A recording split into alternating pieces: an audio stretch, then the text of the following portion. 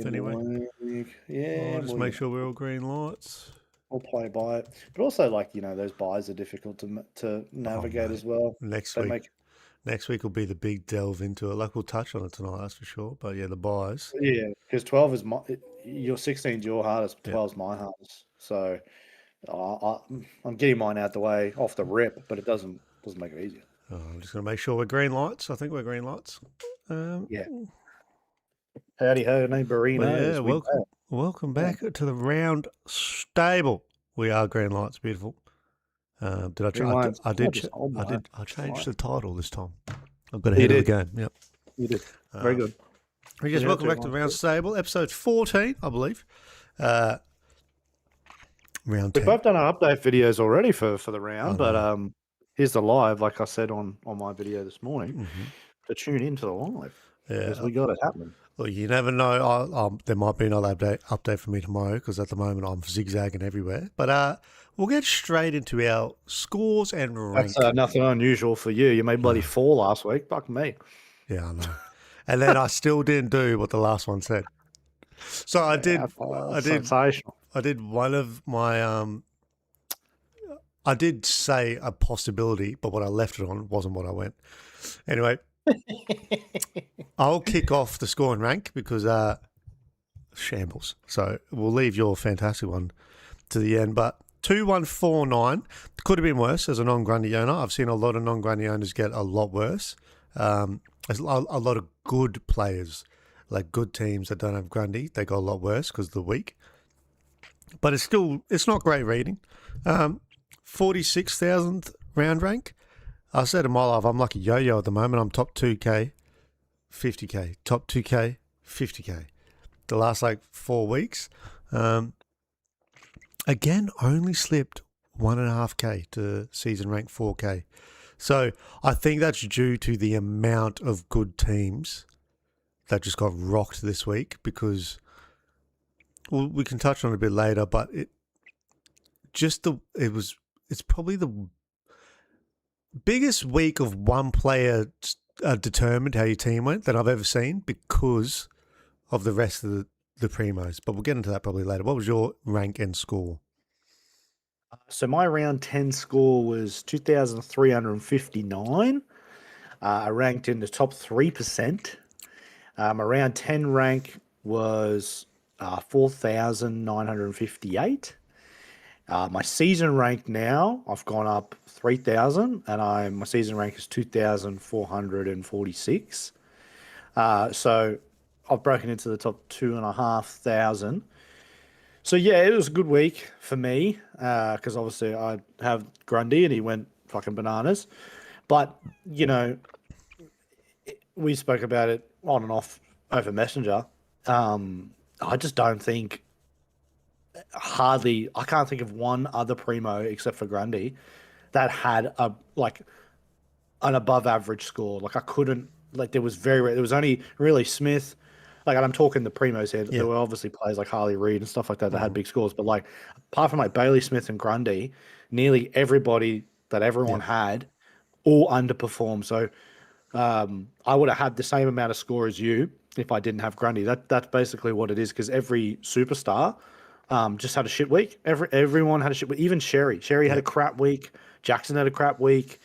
Gorn was okay, but we're talking all the primos, even defense to midfield, your Richards and Walsh and like that, and LDU and Bontempelli for me only 87. Just really below average week. So we all suffered, but I managed to come out on top just because of the VC, basically. But yeah, crap weeks. I'm hoping that this week the primos pull their finger out of their ass because they're all down.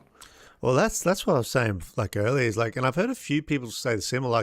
There's been weeks where people have dropped 200 before, and if you didn't have them, it's hurt, but it hasn't destroyed you.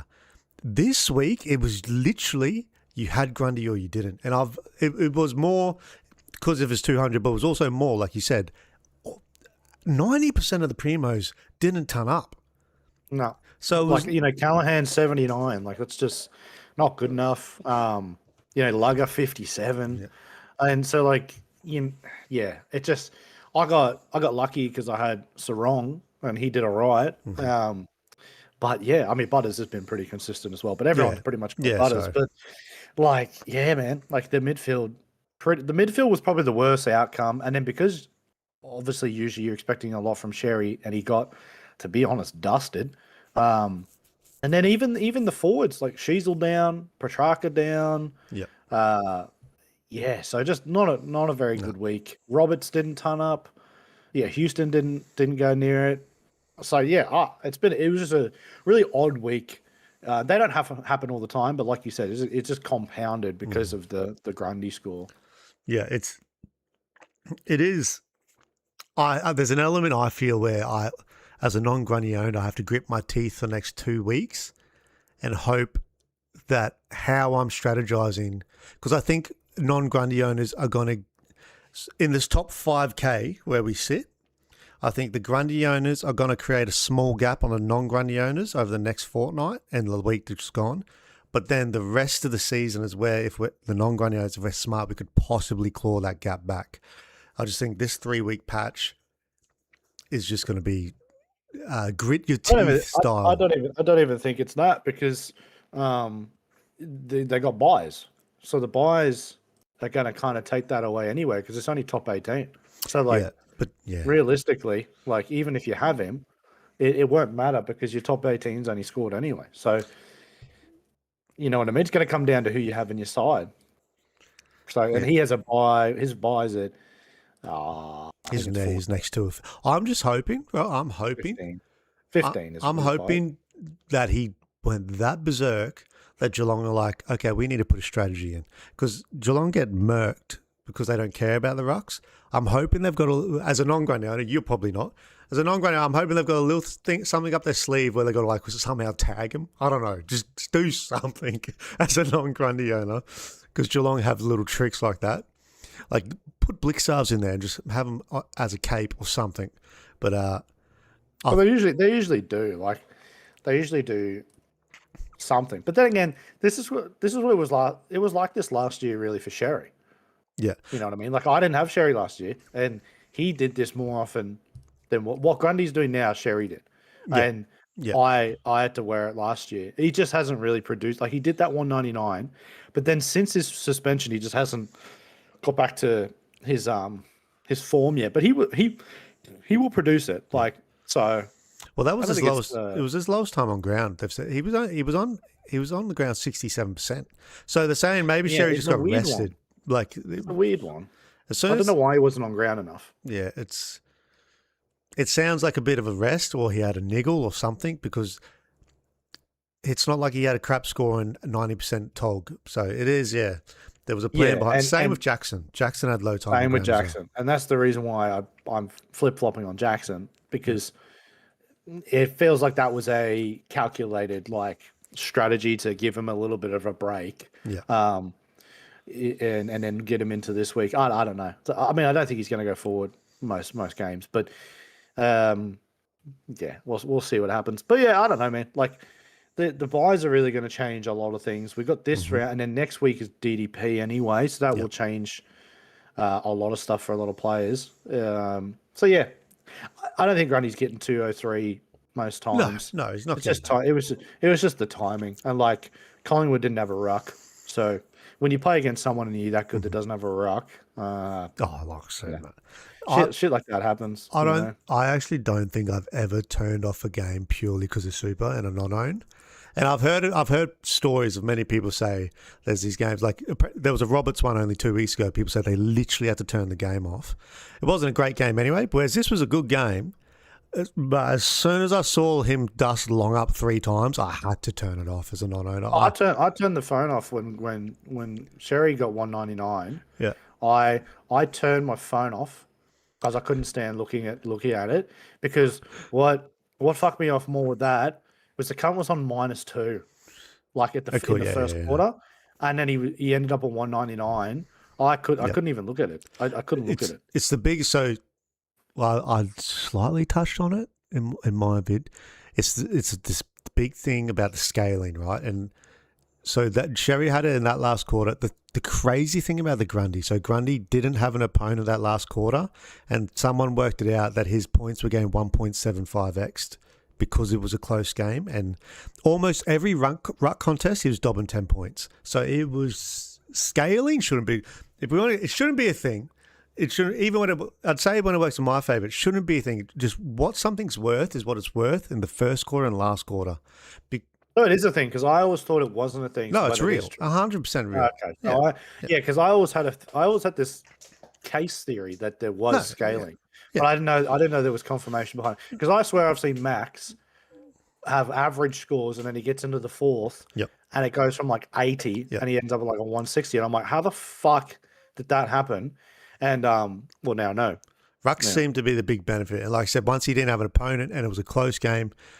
Like, I asked the question, like, I looked at Ash's stats on the phone before I saw his score, and I was like, oh, he's dobbed 120. It was 99. And I'm like, so say they win that game, is it a 120? Exact same stats. Like, I don't know if the wins matter, but I think I don't know. I don't know enough about it. But now that you've mentioned it, I will probably look more into it because I didn't think it was a thing. But midfielders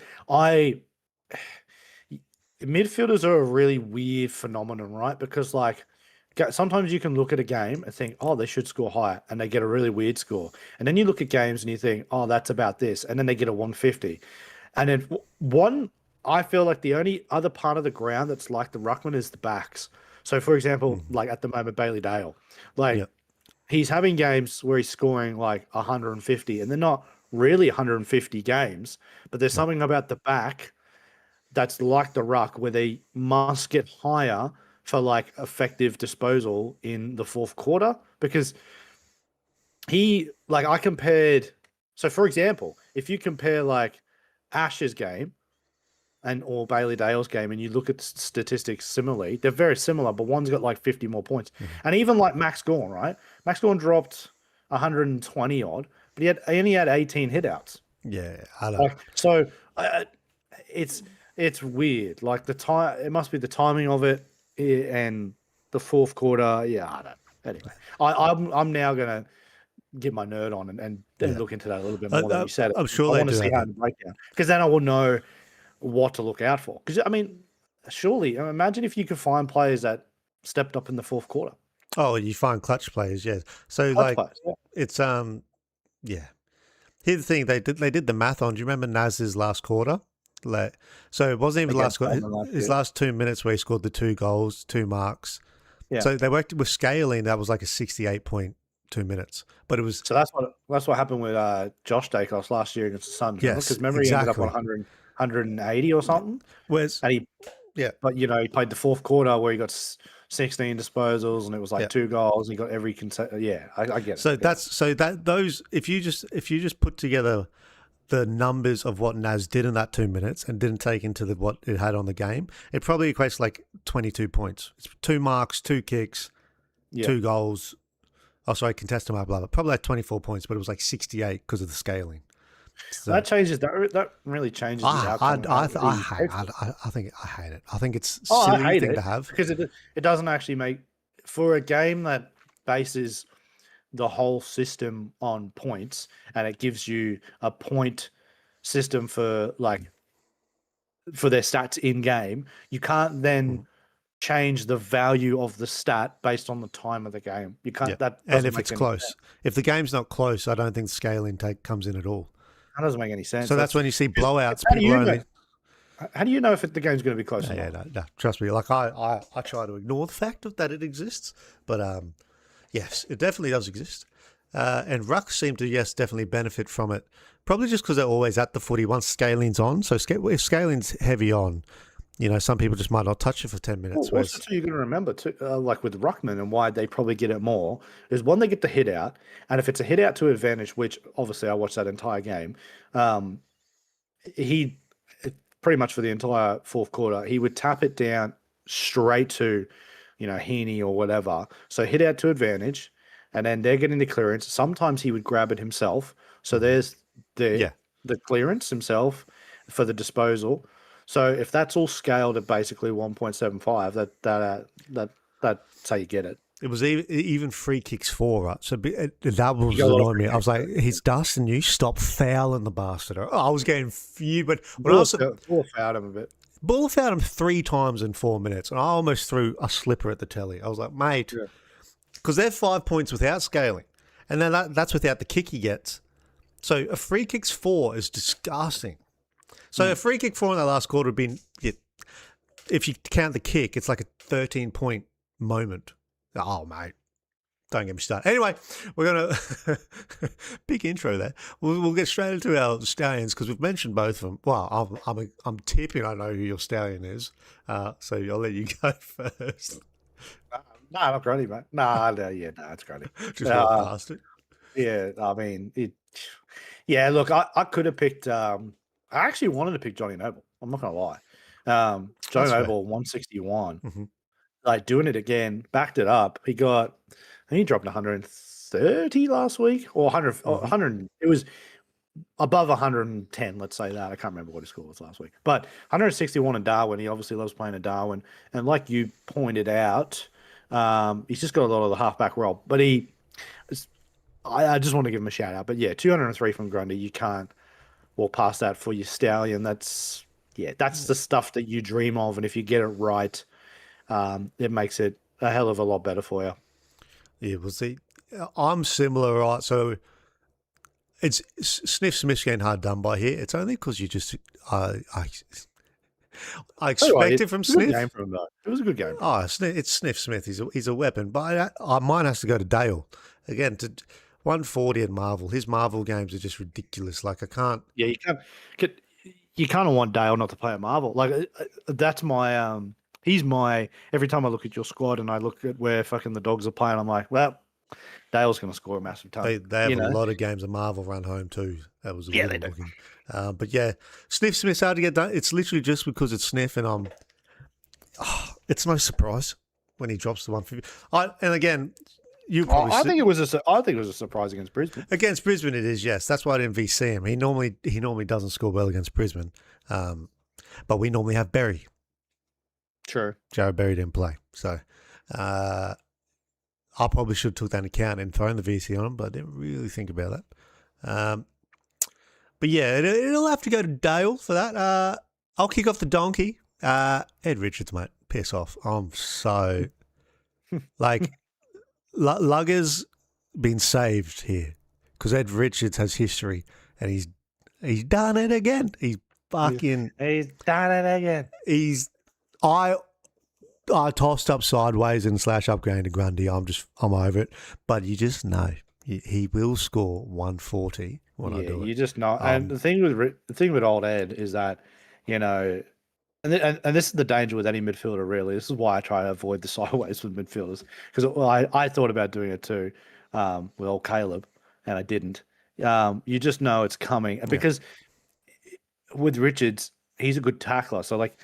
He can have a 10 tackle game, and if he drops 20 disposals at 10 tackles, that's 115 easy. And so I know where you're coming from, and then it makes you more pissed off. And I'm so, you know, because this happened last week, I'm so glad I didn't trade Sarong, even though he was deserved every single trade under the planet. But yeah, it's just the way the gods work and the way the Supercoach works. That the minute you trade someone that is capable, they fucking turn up. You traded me? Oh, no worries. I'll drop you. I'll drop you at 130. Yeah, I can't do it, but he's just going to get the donkey. He's done my sculling, mate. He's done. You know why? You know why? Because he's a good player too. A good player, and don't forget I traded him in round 1. So this wasn't a starter pick. He scored. This is where I'm pissed off. He scored 144 round 0. I traded him in. He ain't got fucking near it since. Yeah, that's not near it since. I wonder what the reason is for that. If they change the style, is it like is that when English went down? I don't know. The injury wasn't long after that, so he had 2 stinkers and then he got injured. And I'll give him an out for maybe 3 or 4 of those weeks, but I feel like now, come on, he should be over it. Yeah, he should be over. Come on. So I don't know. And the thing is, that opening round was against Brisbane, so I watched that game. He looked. Yeah, he did. Brownlow bound. And then he he's did. served up rubbish since. Yeah, donkey for me. Tough. What about you? Your donkey? My donkey is, and again, this is going to be. This is McGluggage is saved, and because McGluggage drops a 57, that's really poor. Like, we'll just touch on it. It's really poor. He should be getting better than that, and is capable of getting a lot better than that. And I think you and I are holding on to it, and we're happy to sit on it because we know that once he gets fit and firing, he's definitely M3 spec. But it's like he's just got to get there. He's not, and I think people need to give him a bit. Like I've seen some pages and some forums that people are saying, oh, I can't believe it. I wasted my pick, rah, rah, rah. It's like, yeah, bro, he's been back like 4 weeks max, coming off a long layoff, and he's got to get up to speed. And, obviously they're not giving for a little bit of that, he didn't have a lot of time on ground. So he's not even at a full 100% yet. And then you play Geelong, so getting back up to the speed, and then you play Geelong, who flip-flop on the tag. I didn't watch the whole game. You did. I'm pretty sure Mullen would have went to him at some point. But Geelong are hard to score against for any premium midfielder, just in general. So he avoids it just because I want to give him a break. But one player that for me just isn't good enough, no excuse not to score better than this, and it's Callahan. Because 2 weeks now, you're having really poor performances. You should be better than a 79. I know you dropped, and the frustrating thing about Callahan, could have waited because he's dropped again because he didn't even hit his break even against West Coast, which we all thought, hey, 88 against West Coast, easy, walk in the park. No, we didn't know that the best version of West Coast was going to turn up and absolutely give the Giants a serve. They tagged fucking Whitfield. If you're a Whitfield owner, you would have been furious. But 79 from Callahan. It's not what you and I wanted. We're expecting the tons there, and definitely capable. And I'm not, and this is what, there is a little part of me here that's a little worried that not because of form or whatever, it's the change of Ash to midfield does take away those touches. So Oliver seems to be the fucking beacon for GWS at the moment. He's the guy, and I'm really kicking myself that I got rid of him when I did. I should have just held him. But whatever. That is what it is. But Callahan, I don't know. He seems to be suffering with that extra midfielder in there, and I'm hoping that he can just maybe it's just a form slump. But I don't think he's had a particularly great year.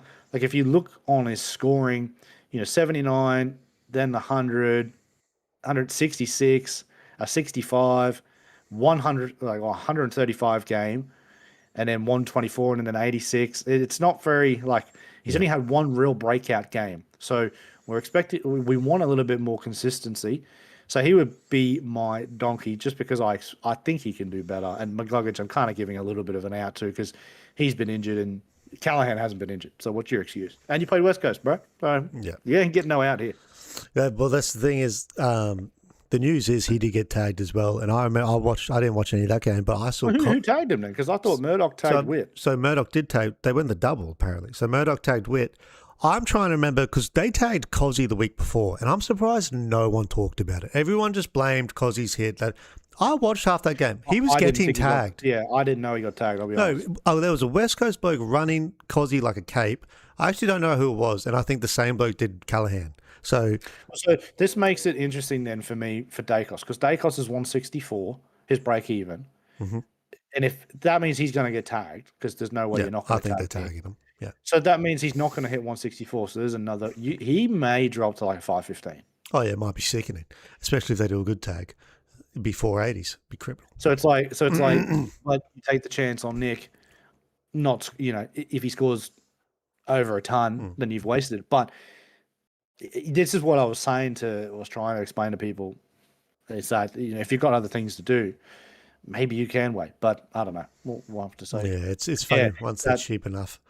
I can't believe they tagged. I didn't know West Coast were a tagging team. Oh no, they weren't until last week when they tagged Cozzy. That's the people fuming. As soon as people bring in Cozzy, he got tagged, and then he didn't have a good week this week either, though. And that was no tag. My Voldemort's easy and quick. It's Grundy, just like every other non-Grundy owner. I don't think there's any more need to be said. I just don't have him. And when you don't have the 200, it hurts. Yeah, who's your Voldemort? Um, I feel like we spent about 10 minutes on it at the start anyway, so I should have led with the Voldemort Grundy, but yeah, it was Fair enough. him But or yeah, not I this mean, week. yeah, we could say that. It's a funny one in terms of the Voldemort because like Voldemort usually is like, fuck, it's someone I should have that's killed me. But like, I guess I could say Bailey Smith at 154 because he just is that midfielder that I can't get at the moment. Like, even though he's at a price where like that's probably his floor, in all honesty. Um, like he's now. It's funny. He's now kind of becoming the Bontempelli of this year, where like he's not really dropping a 60. Like Yeah, Bailey no. Smith has now become a player where he's not dropping 60s. In fact, I'm going to go out on a limb here and say I don't think he's dropping less than 80. And the reason being is, and I'm not taking any like fucking shots at him here, but the reason being is because he's a bit of a seagull and he runs in to find the footy.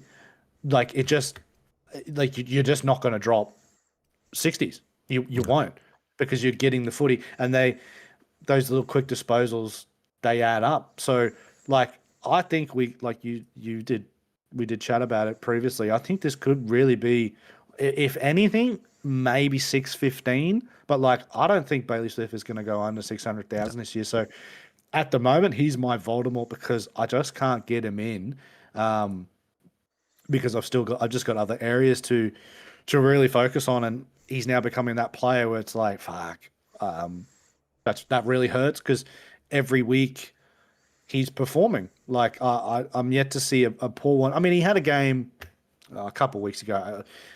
I might have to check it. I think it was around the high 80s. Where That was the only game he got tagged. We were talking about will it be Holmes or Smith?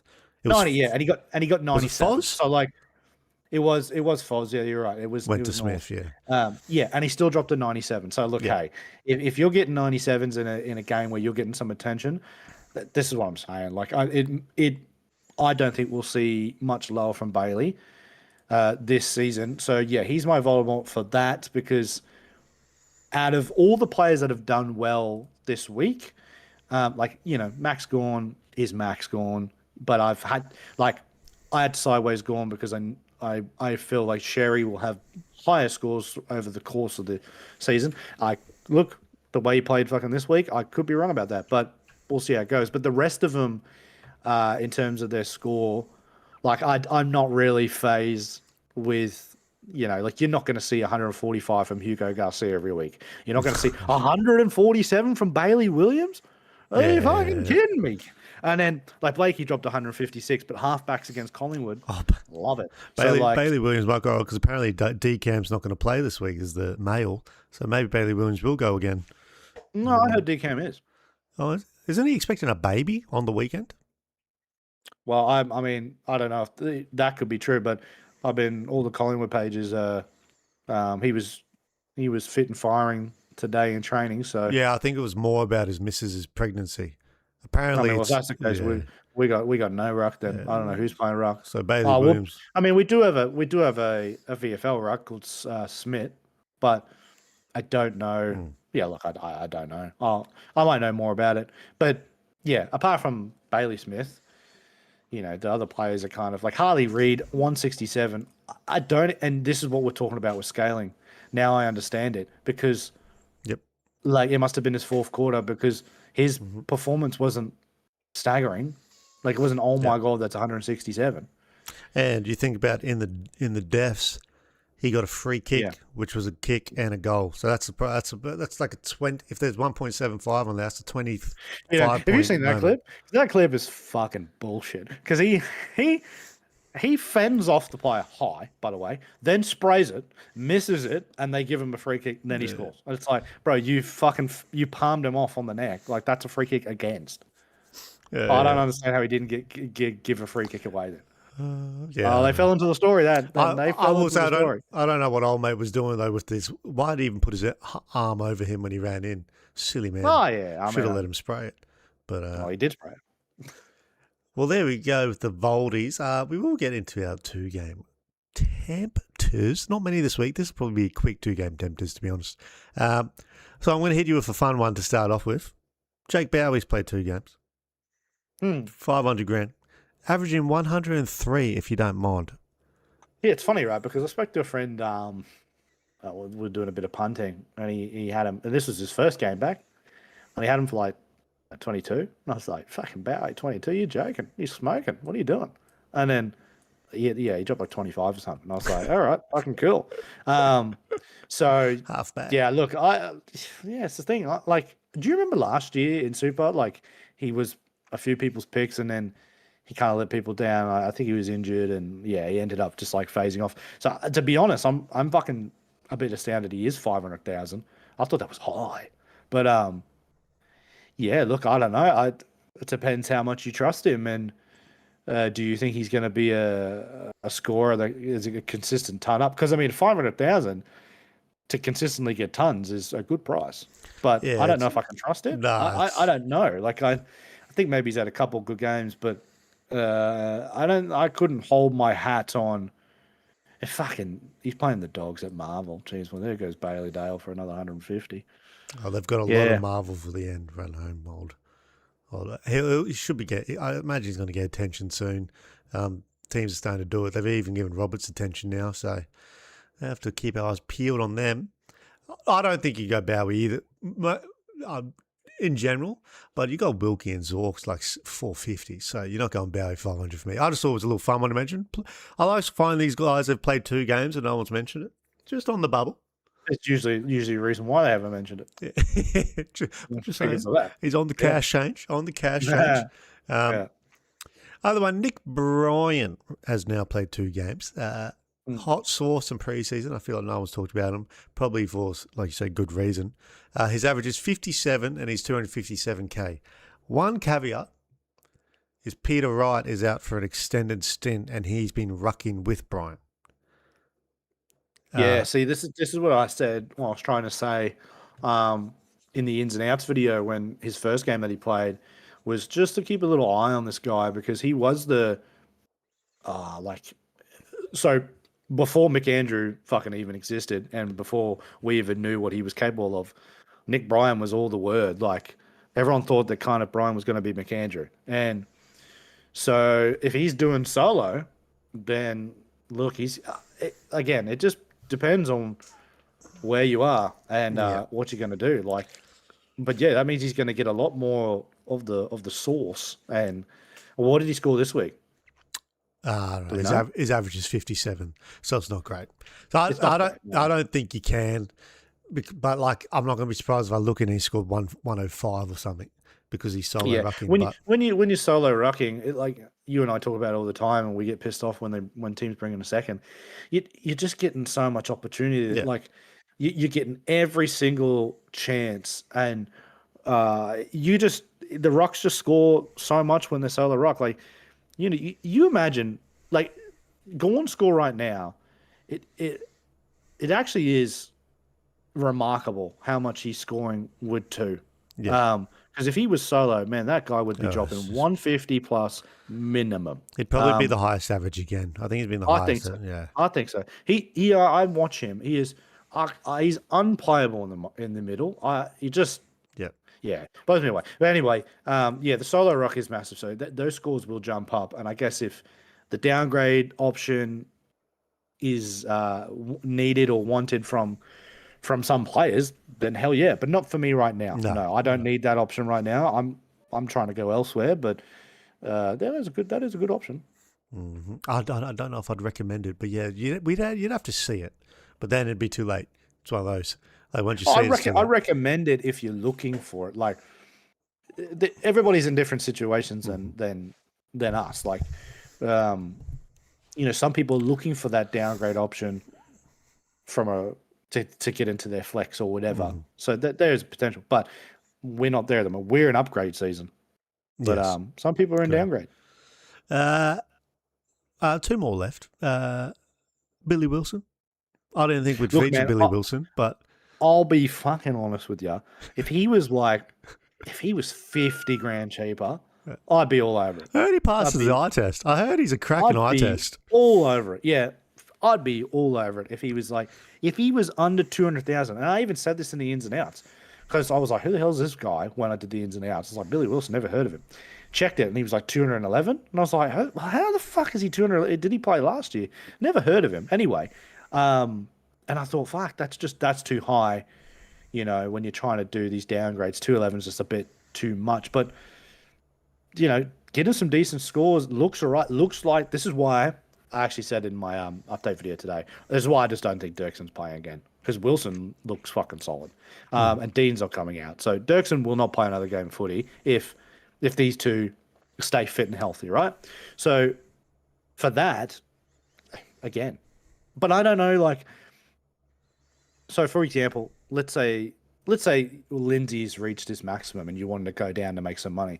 Is Billy Wilson really going to be that pick for you? I don't think so. I think you're looking to upgrade on Lindsay anyway. Yeah, you're looking at an upgrade. What I am, yeah, because he's reached maximum price now, so you want to kind of get the most of that. But yeah, look, I'll tell you what, Billy Wilson will be more reliable than Marshall. That's a fair call. I'm hoping this is a bit of a Luke Trainer action with Marshall, a month stint away, and then I'm hoping too, bro. That's why he's still in my side, like because the break even is still so low. Yeah. So it's so low. And I said it in the update video. There's absolutely no need to get rid of Marshall right now. Not yet. He's not costing you anything. Not costing you a trade. Not yet. He probably will play at some point. So you may as well just hold it. And then if you get post buy and the fucker hasn't played a game, then you can look to do it. Yeah. But right now, just hold on to this fucking goose. Just a little feature for Dirksen, like you said. I am on the other side. I cannot, and this is just gut, and I've had it for 2 weeks. I didn't trade him. I just think he plays a month at some point in the rest of the season. I cannot shake that feeling. So I again don't think.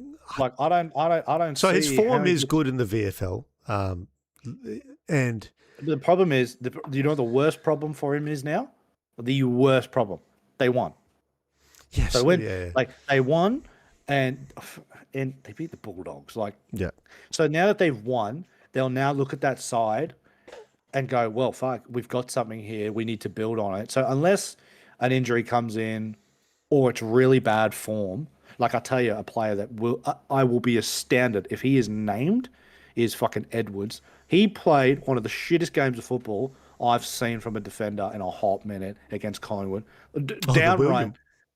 Downright disrespectful. Like you need to go back for a month in the VFL. It was deplorable. Anyway, that's the only way I feel that Dirksen will get in is if it's form or injury. I just don't think they're going to throw him in because the other two in front of him, like I just think they've got that spot. I'm happy to be wrong. I want to be wrong because the guy's 99,000. Yeah. Well, like I said, it's just gut. Like I can't. I just And I've followed my gut all year, and I feel like most of the times it served me well. I don't know if I'm going to do it this week. I will wait to see if he's named, but it does help me if I get a trade out of the way this week, and then I can do what I want next week. So here's the thing: Jakes isn't playing anyway, and if I go to Dirksen, who's not playing anyway, I have 150k. So I'm just like, I've got a gut feeling he's going to play a month eventually. Yeah, it's and like the moments are good. Like, here's the funny thing is, I've watched those two games he played. It wasn't great viewing. When he was in the team, it wasn't great. There was a reason he's only played 2 games. Numbers he did stack up 115 Supercoach points in the second division, just gone as a half back, mind you. So yeah, I've got a gut feeling. I don't know if it'll be soon. Yeah, and I could be wrong. Maybe I just want it to happen so I can trade Jakes down to him at the same time. But look, I think everybody wants it to happen. But yeah, I think at 99,000, I think he would have been back in the squad by now. But like I said, and what really concerned me, this is why I think his chances are pretty limited, is that they just brought in Billy Wilson like 2 weeks ago, fucking from nowhere, and like. If he was a really good red hot chance of coming back, they would have put him back in. It's fair.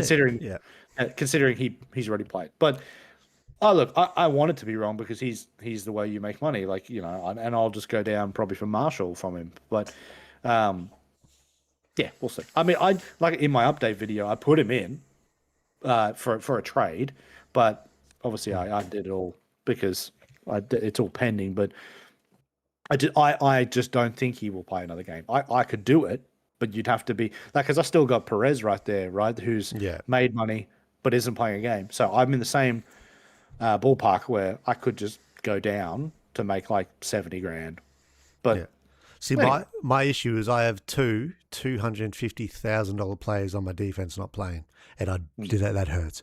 I'd rather have a 99K player and a $250,000 player not playing.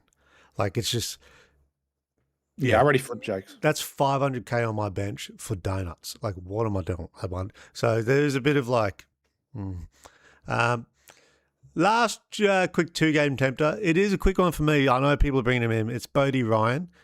Listen, he plays for the Hawks. He'll play 3 and he'll be out. I'm telling you. This is why I haven't I He, haven't jumped on him. he will play 3 and he'll be out. I've already done it. I did it with Perez. I can't do it again. He's averaging less than Perez. His B is -14.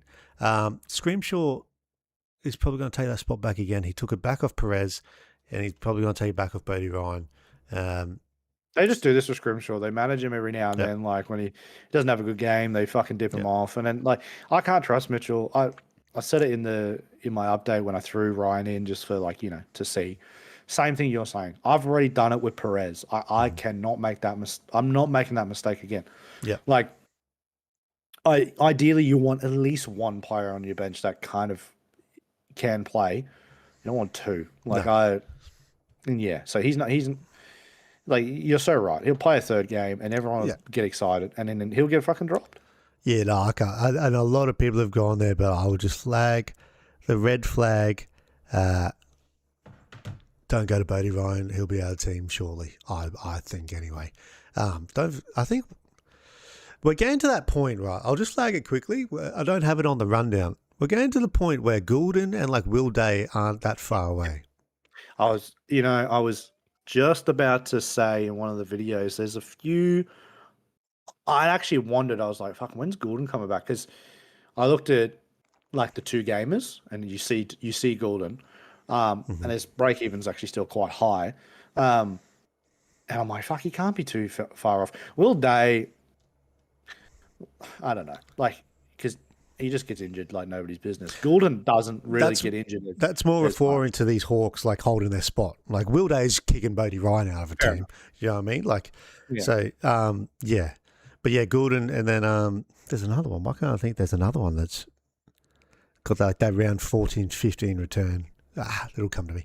But yeah, and here's the thing that's just quickly on the Goulden. It's the only reason why. So I'm on forward shopping mode next week. I flagged him. I'm shopping in my forward line. Justin McInerney isn't an option because I don't know what Goulden does to him. And Goulden's coming back. I generally think he's playing Goulden's role. I might be wrong. He's kind of playing. He is playing up ground because I watched it last week, right? He is playing further up the ground, so he is playing forward. However, he does have center bounce attendance, so like he's in there getting some clearances and some. So yeah, maybe not as much as Goulden because Goulden is in there all the time and floats off the half back, but definitely benefiting off the fact that Goulden's not there. Let's put that way. Yeah, that's why I can't. You're right. I won't go there either based on that. I will probably go some other directions, but yeah. So no, I'll stay off that. But I don't know how long Goulden's out still for. I don't know. I believe it's 14 or 15. I'll look it up right now while you're still chatting. Well, we can breeze through the can you go earlies, all right? We'll save Jack Ison because you can go uber early, apparently, like yourself. Can you go early on Harrison Oliver?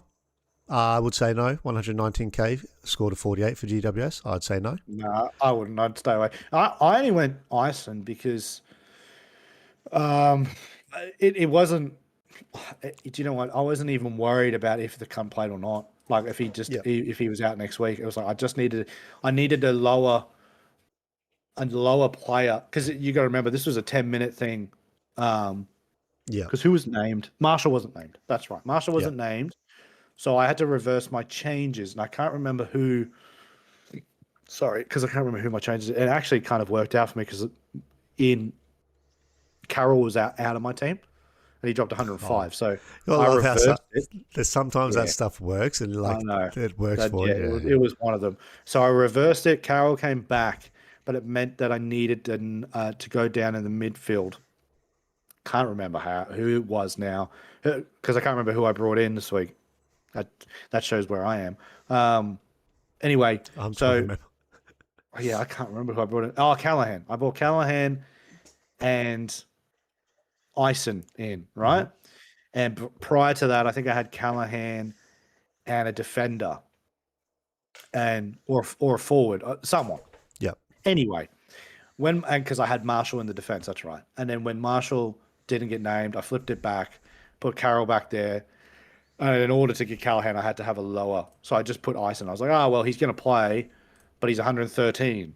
So fuck it, I'll put him in. And I didn't expect 75. But that doesn't Yep. mean to say 75 is happening every week. But what it does say is if he plays at least 2 more games, that break even is going to be very low.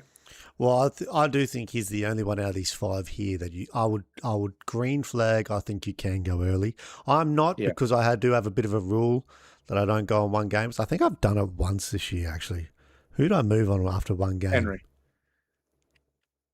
No, Henry. that was You went straight. You just went straight to Henry. that was his 3rd game, wasn't it? They just played. I'm sure he played 2. I think that's his 2nd game. I could be wrong. No, I'm sure it was 3rd game. That's why I did it because he moved in price. You're right. Okay. Yeah. It was his. Yeah, but there was someone else I did 1 game, I think. But I just think you can wait at the moment because I just don't think there's a rush. But he's the only one I'd green flag. You can go early. What about the Greek? He has to be Greek. The Tom A. We're calling him. Tom Yeah, Onstom, Astropoulos or whatever. 119k 44 got in over the Brody. So this is just bad news for Will. Will Brody's not getting in, is he? He's dusted. No. But you can't go early on the Greekman, can we? Tom A. No, I wouldn't go there just yet. The one, the other one. Also, Gordon's back mid-June, by the way. So Mid-June, after round 14. 14, so 15, yeah. round 14. So fucking hell. Oh, It's not hold on. far. When's their buy? I think is round. Yeah, their buy is round 15. Mm-hmm. So he's coming back after the buy. So round 16. Keep your eyes on and Gabba Brisbane. Good game Of for course. it too. Yeah, crack it. Small. So round 16, what have we got? 5 rounds. 5 rounds to get Goulden in. If that'd be my shout. But then he's played his 3rd game, so you might drop a price. You don't know. Yeah. You might The only other one. Astropoulos. Yeah, I don't think we're going to Topolopoulos. The only other one that I think I don't think it'll be about. It's grey area. Charlie Banfield, because the talk is that he's going to be pretty safe with playing, but he's got a 48. He looked okay, but Yep.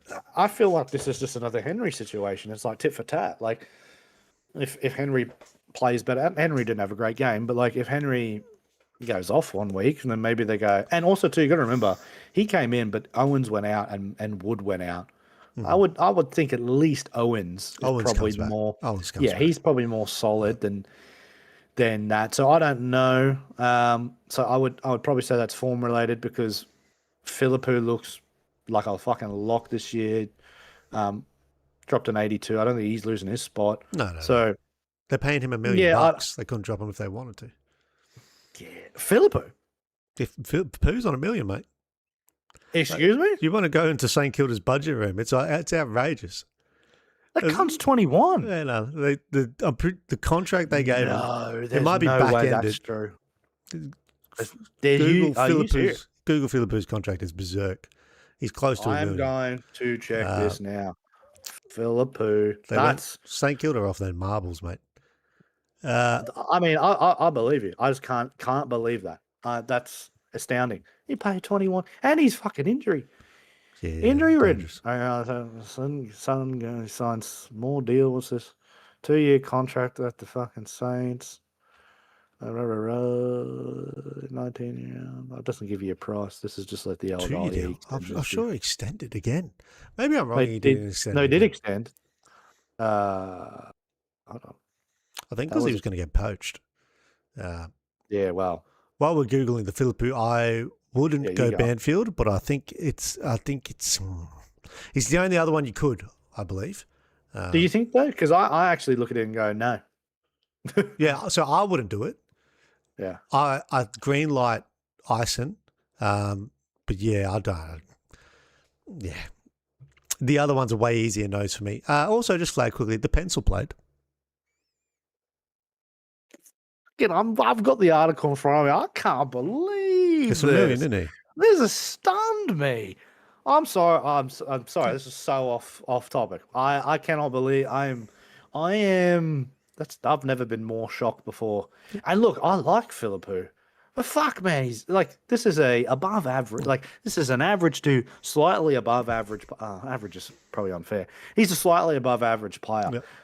Fucking $1 million a year, and yeah, he signed for an extra two, around $1 million a year. What the fuck? 21 years old. He's played 46 games, and he averages 12 disposals a game. Yeah, and they want to have a whinge about drafts are unfair, and they're doing that kind of business. I'm sorry if you're a St Kilda fan. I don't feel sorry. Like I made cases for you for Nasiah. I made cases for you for DeConing, even though I don't think DeConing is worth anywhere near it. I sort of made a case for you because I was like, oh well, you want to get, even though you should have just put that money into Marshall, but whatever. This that's fucking dumb. I feel like they've gone away. I feel like no one knows that. I don't know how no one knows it. I didn't know that. Yeah, they've just gone away with it. There's so many players in that. Do you know? And this is what's funny, right? He'd be on the same as like Lockie Neal. Do you know how many players in the AFL who aren't on $1 million? Yeah, no, that's what I mean. There's a lot on like 850 that are fucking way better than Phil. And that's not a knock on Philippou. I'm not like if his agent. Do you know what his agent must be thinking? Fuck, they're gonna offer you $1 million, mate. Take it. It's probably the same agent as TDK and Fuck. Jay, no wonder he wants to stay at the Saints. My God. Well, I hope it works out for him. But Jesus Christ. Yeah, did flag. Yeah, we did flag quickly as well. The pencil played a game. Henry Housewaite, he's back. I saw that, and I even spoke about it in the ins and outs. I was like, "Oh, everybody's loop is back in the old faithful loop from last year." Henry Housewaite.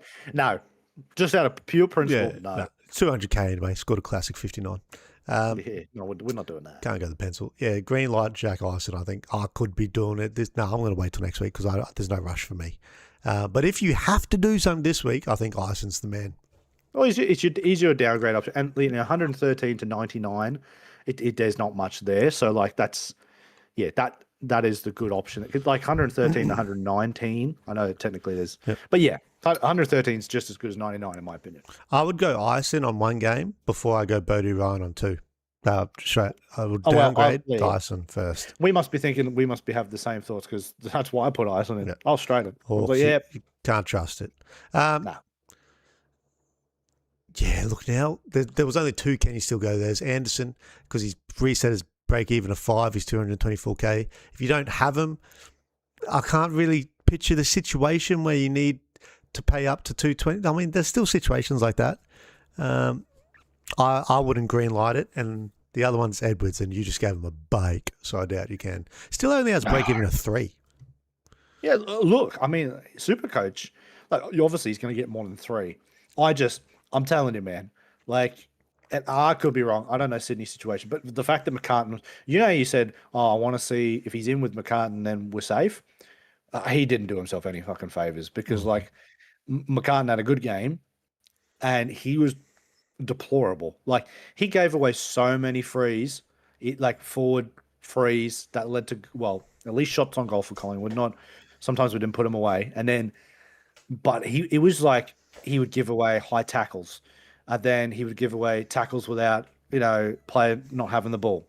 So just a fucking, and he dropped sitters like straight in the mitts, dropped it, and then Elliott would come through and grab and score a goal. Like he just had a fucking, he had a Gilbert game, just classic Gilbert, dreadful, just everything you did terrible except for the grand final, but like just shocking. So I'm be surprised, and particularly given the fact that game was so close, like realistically, we were $5.75. It shouldn't even have been that close, but we tend to do this whenever people write us off. We we play up. But anyway, I just think that old Cox might give him a fucking serve. I think I would not be surprised if he gets dropped.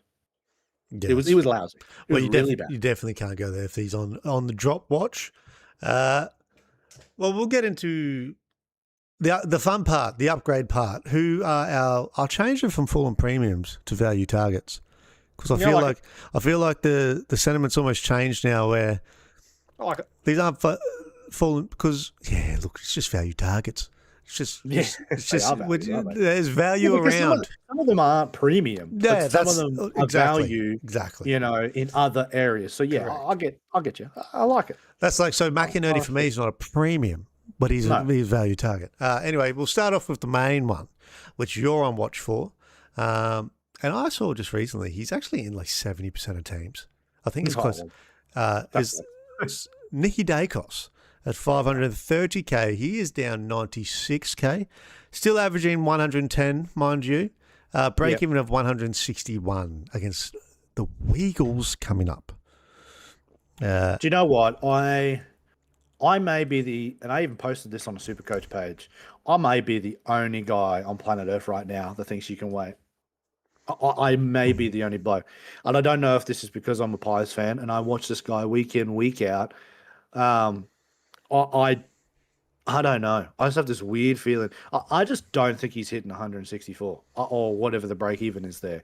It's a +1. I don't think he's getting 160 against West Coast. I can eat my words here because he's capable. We know he's capable. Like you get 3 goals, 4 goals, and 30 touches. That's 160 plus easily. So definitely not out of the realms for Nick.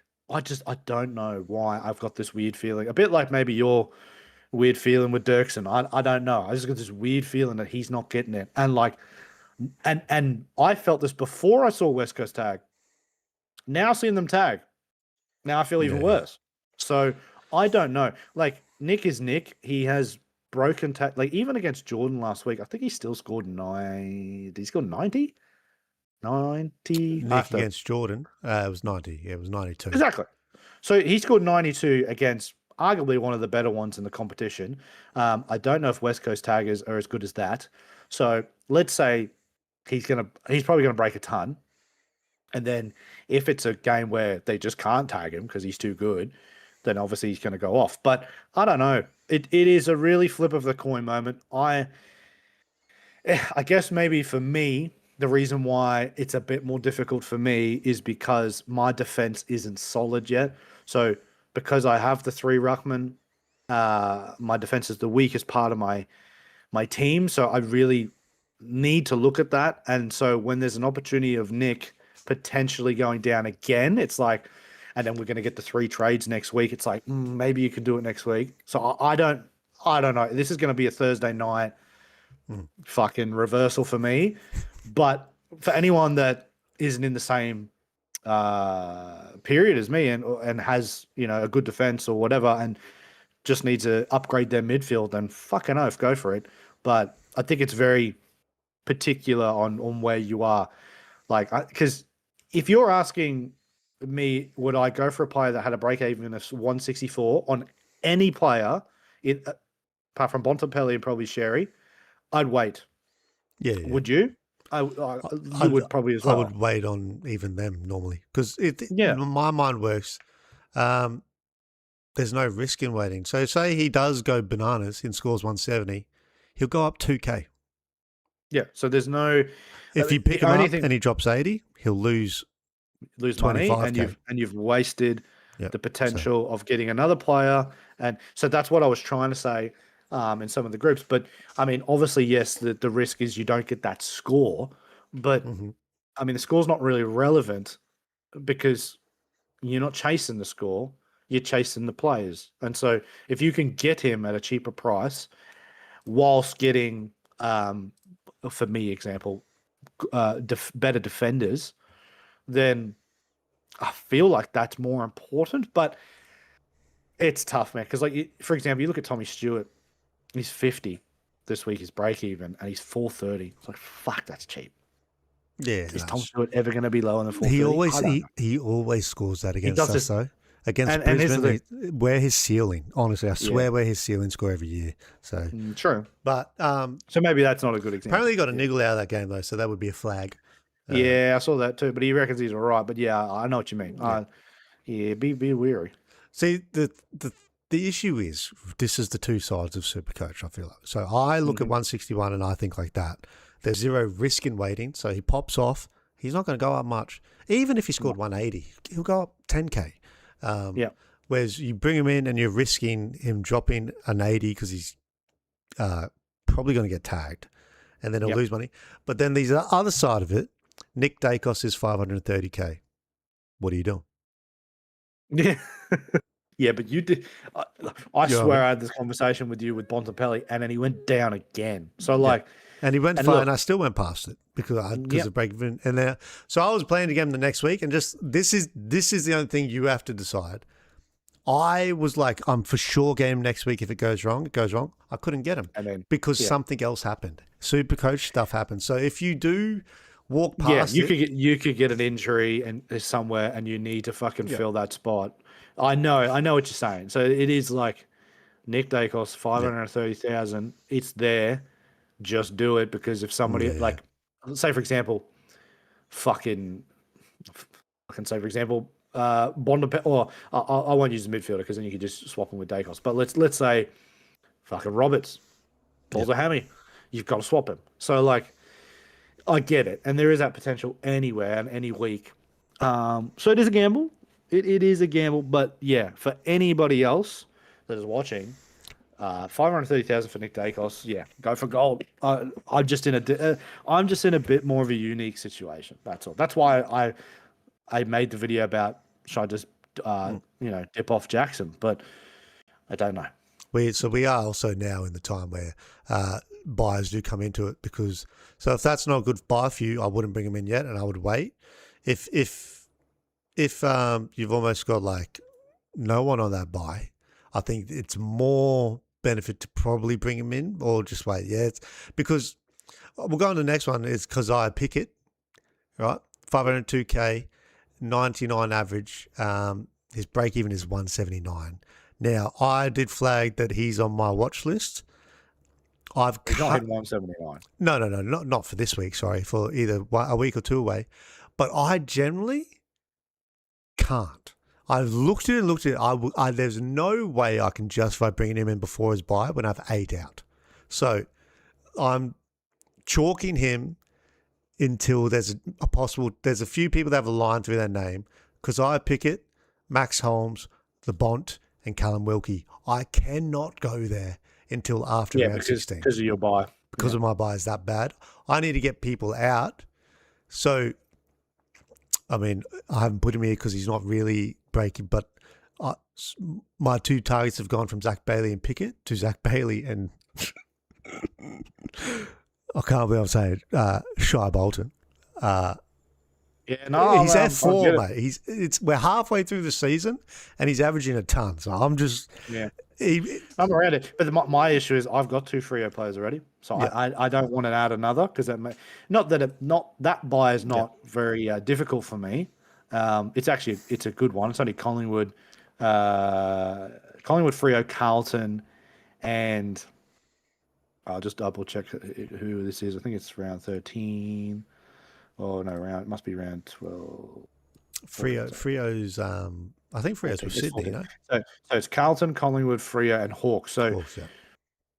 like, yeah, because I have Jackson and Sarong and, potentially Dacos, I couldn't add.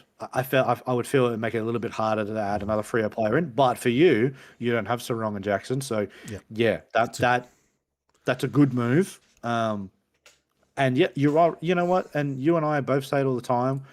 We're just waiting for the Shy Bolton show. And yeah, look, maybe this is the year it doesn't happen because, and look, it is Freo style, and maybe because they've got other options in the forward line like Murphy, Reed, and stuff, it takes a little bit of pressure off him, and he gets that you can't put your attention all onto Bolton, like because it has to get shared, Wow. so that he benefits from it. You know what I mean? Like, whereas at Richmond, I know Richmond was probably Richmond probably better, but like towards the end of Richmond. Like last year when he was at, or last 2 years, whatever, there was it was just him really to Yeah. knuckle down. You could close a bit, but now Reed and Tracy's obviously having a fucking a breakout year. It's like there's just more options. So yeah, I mean that makes that's a smart move to make. And I'm at the point where the forward line's chalked anyway. Like, so Yeah, my he's forward line's like, bro. like I said, we're going into round 11. He's F4,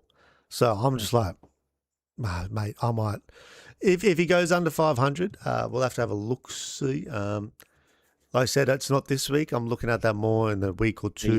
He's 142, so you'd imagine he's probably Yeah, gonna drop. I'm not touching him this week, but yeah. See, but Pickett, you don't have him. No. Are you eyeballing that in a week or two when he's probably going to be, he could be 450 in a fortnight. That buy's not good for me either. It's a crap It's not. buy. It's a crap It is buy. a crap buy. Because a lot of the best players in the competition are at St Kilda, Bulldogs, Geelong, and obviously now Melbourne because of Max and Cozzy. So it's a bad buy. I'm probably leaning more to you because by the time he's going to drop and then potentially drop again, by the time that rolls around, he wouldn't have made enough money because of the buy. So yeah, it might be a case of waiting till after, and I just got more things to do. I think. To be honest, I'm looking more like if I was to pick between the two, I'd probably lean more to Bailey for me because I don't have that many on the Brisbane buy. It's a good buy for me too. Yeah, it's not a terrible buy. So if I was leaning more towards one, I'd probably go that. But I do want to have Cozzy. Don't get it twisted. This form won't last forever. He's just in a down patch where he's not playing fantastic. But I mean, I'll tell you a player I'd love to have in. But again, the buy is fucking Sanders. But the buy was killing it. But fuck, he looks like he's got that role, and he's getting good scores weekly. Yep, and he's a good user. He's moving about. Very good user. Yeah, look, the Woohoo review said, "Chaps, love you, welcome in the Woohoo." Thanks, mate. Could look so I've got my notepad's come out of my phone. We're knuckling down, and I've got like plans because Pickett is under my luxury plans after the buys. If I have trades left to do a luxury Draper to Pickett to round off my forward line, I will. But that's only when all my rooks are off field. So he's now bookmarked till later. Whereas Bailey and Bolton are moved up as my upgrade targets. Like I said, McInerney is here. He's 470k. His BE is 84. His average is 99. I can't do it because of Gordon. I just don't know what happens to him when Gordon comes in.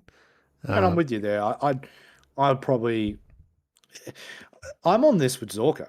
Like I don't know whether to go with Zorko because of the halfback situation at the Lions. Like Wilmot has a great game one week, and then it's the next, and I just don't know if I can hang my head on Zorko. Yep. I'm really on the fence with it. Yeah, Zorko. He's a funny one. Like I said, he's disrespectful. The money's disrespectful, but is it disrespectful this year? Because he's just not getting it's just shared, and I don't know if he has the capability to drop those 150s anymore. Yeah, and I don't know. Yeah, there's a lot of mouths to feed around there. There is a lot of mouths to feed, and he's had a couple of stretches out. Like this year he's got to 86, a 108, a 36, 111, a 96, and then 102. So they're not astounding. Now, see, for me, this is where the buyers cook it. So this is the next one on the list. Callum Wilkie is going to probably be 450. I cannot go there. But he might be the best he'd be lower buy. than 450, mate. He'd be low because he's 460 already. He's got break even at 145. I think he's going to go he averages like 110.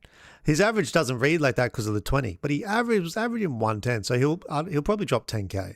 He got 111 back. He just gets 110 every week. So he is going to be a top 6 defender in my eyes, and I cannot go there. So the bloke took some kickings. Key back. What are we doing? Well, and Sinclair dropped a fucking good score too. So He I is didn't expect many kick-ins from this geezer. I'll tell you that. he is cracking. Are we alive? Yeah, I responded to him and he didn't know I was live. Yes, we are live. We're kicking it off live every Tuesday for a little mood, Yeah, mate. little We're here every show. Tuesday, brother. But yeah, I can't do the Wilkes, but I would love to. If You know, and you're so right by that, because he is a player. You look at that price, you look at the average, you go, "Fuck, that's the trade." But then you look at that round 16, you go, "Oh, it's bad." You know, all it would take is just one of those teams to be moved with Yeah. another, and that's fine. Like all you need is just the Dogs on another week or Geelong on another week, and it's gold. Yeah. But because they're all on the same, it makes it so, and it almost as if they knew what the fuck they were doing. Because Oh, there's one mate. week where it's just Richmond and GWS. Oh, you Yeah, couldn't have no, added that's another fucking rubbish. team. You couldn't have added another team there, Yeah. could you? You couldn't have done it. Take one team from round 12 and one team from round 16 and put them with GW, and we're fine. But so yeah, you do have to start thinking about these things. We've got Zach Bailey here, 483k, basically back at what he was starting. 94 average. His last 2 games have hurt. I think there's He'll be back 250s in the up last around. month. So his break-even's 165, so he could be like 460. But I did make the bold call that there's a 170 in the second half of the season for Zach Bailey. There's a 4-goal, 25-touch game. If you can pick the game. If you can pick the game. But Yeah. I just think he'll be top 8 forwards, and he's got the value where I'll be able to get him next week. So I can't really walk past him next week. For me, how my buy structure works, like I said, I'd probably go Pickett if it works buys, but it doesn't. So, yeah, Bailey. What about you for Bailey? 15. He's got around 15 buys. It's a little awkward because he's got Sydney. So I'll go up to 5 in that, which 5's my max, and then I'm done on that buy. So I've got on mine. I've got currently at the moment it's 5 on that. My worst is round 12. So round 12 for me, I have 1, 2, 3, 4, 5, 6, 7. I have 7 on round 12, and then round 16 is 1, 2, 3, 4, 5, 6. So technically, round 12 is my worst, and which means I only have 7. I wouldn't even have 18 fielded. So I'm actually wondering if there's anything I could do about it. But we'll have those trades next week as well to worry about it. But Bailey, no, I want Bailey. I would like to have Bailey. I mean, what's his price at the moment? 480, and he's 165B. So the woohoo just said he did bring in Zach Bailey to get the 75 and 52. It hurts when you do that and he goes down, but the same thing can happen with Bolton, and the same thing can happen with a lot of these blokes. McInerney seemed to have avoided this up and down. Even Pickett's done it. So Bolton, Pickett, and Bailey, they have these ceilings, but they do have these flaws. I think Sarong does it. Sarong does it. If it happens to you when you trade him in, more times than not, he will reward you. And like I said, I'm making a bold call of a 170 at some point. There'll only be one. Hopefully a couple of 120s, 130s. But it's a bold call, Cotton, but it can happen. It can absolutely happen. He did ask a quick question about, I don't know if you've heard about Baz's shoulder injury. He didn't train today, but it sounds like sushi to me. All right, we want to call it a shoulder. It starts with an S as well. It's a sushi shoulder. Sounds like sushi to me. It's a sushi week, and I'll be honest, as a Baz owner, if there's one week that he could maybe have off, it's the Jordan week. You know what I'm saying?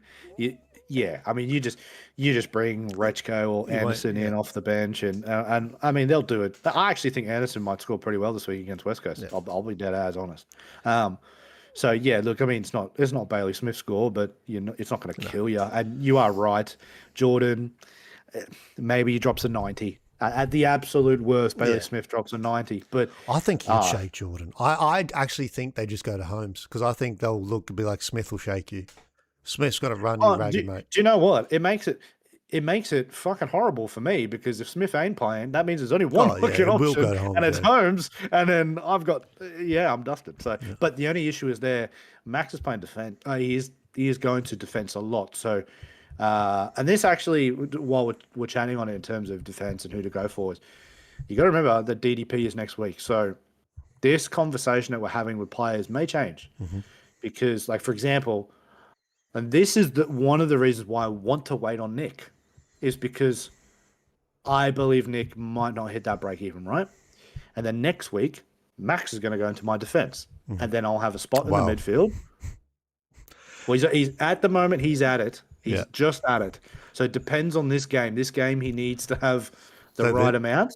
At the moment, he is above what he needs for DDP. This is the talking point. So he's at 35.9%, right? Yeah. So people saying, but that has climbed. You got to remember, in the last like 4 games, that has climbed so much more than what it has in like the first sort of 6 to 8 rounds. So he's playing way more into defense than he was. To the 100%, the quick flag is where people have said if Smith is out. Oh yeah, it's dust. You're in trouble. And that's why everyone's saying please don't be out, because if Smith's out, because a lot of people have your plan. If Smith's out, he's probably going to be middle game, and that will probably drop under 35.9. Yeah, it's going to dust me. It's going to dust me. I don't know. I reckon he might get tagged to the hills that they just put him back anyway. So what's the way? It's the way you get around it, right? Yeah, I think they will. He will get tagged back there. I think he'll get it. That one's going to come down to the wire. It's crazy how much that's come down to the wire. See, for me, I know, right? I'm holding Murdoch because he's going to get forward. What I can do once he's forward and move around stuff, it's just. But it's funny, right? Because I looked at it, and you say, what I can do. I was looking at mine. I was like, every single one of my forwards is DDP. Everyone. Yeah, but is your midfield CDP? Except for Kalani. Kalani's the only one. But you have someone to change them to? I don't have any other midfielders. But so how would you swap them out? Right now, I could swap them out with any other forward. What are you talking about? So you have midfielders that are mid forward as well? No, at the moment there isn't. But I don't think, because I have Philippou, Horn Francis, Flanders, Rochelle, Jones. They're all of the same. So I don't see where it's super critical for Murdoch. That's all. Because he's in the middle, right? So once he gets mid forward, I can swap him. I can't get anyone out of the mid. I can't get anyone out of the forward line. You can if you traded him. Yeah, yeah, but I don't know, because and here's the thing: I have flex. This is what I mean. There's so much stuff I can do with flex and more mid forwards, and it's just. So it is. I don't have the flex. The ruckman in the flex makes it very difficult. Yeah, makes it very difficult. You are pigeonholing yourself when you do that. Yeah, I did say that in my video. For so long. Remember, I've done 10 rounds with no option of a flex. Yeah, that's why my trades for my defense and midfield are so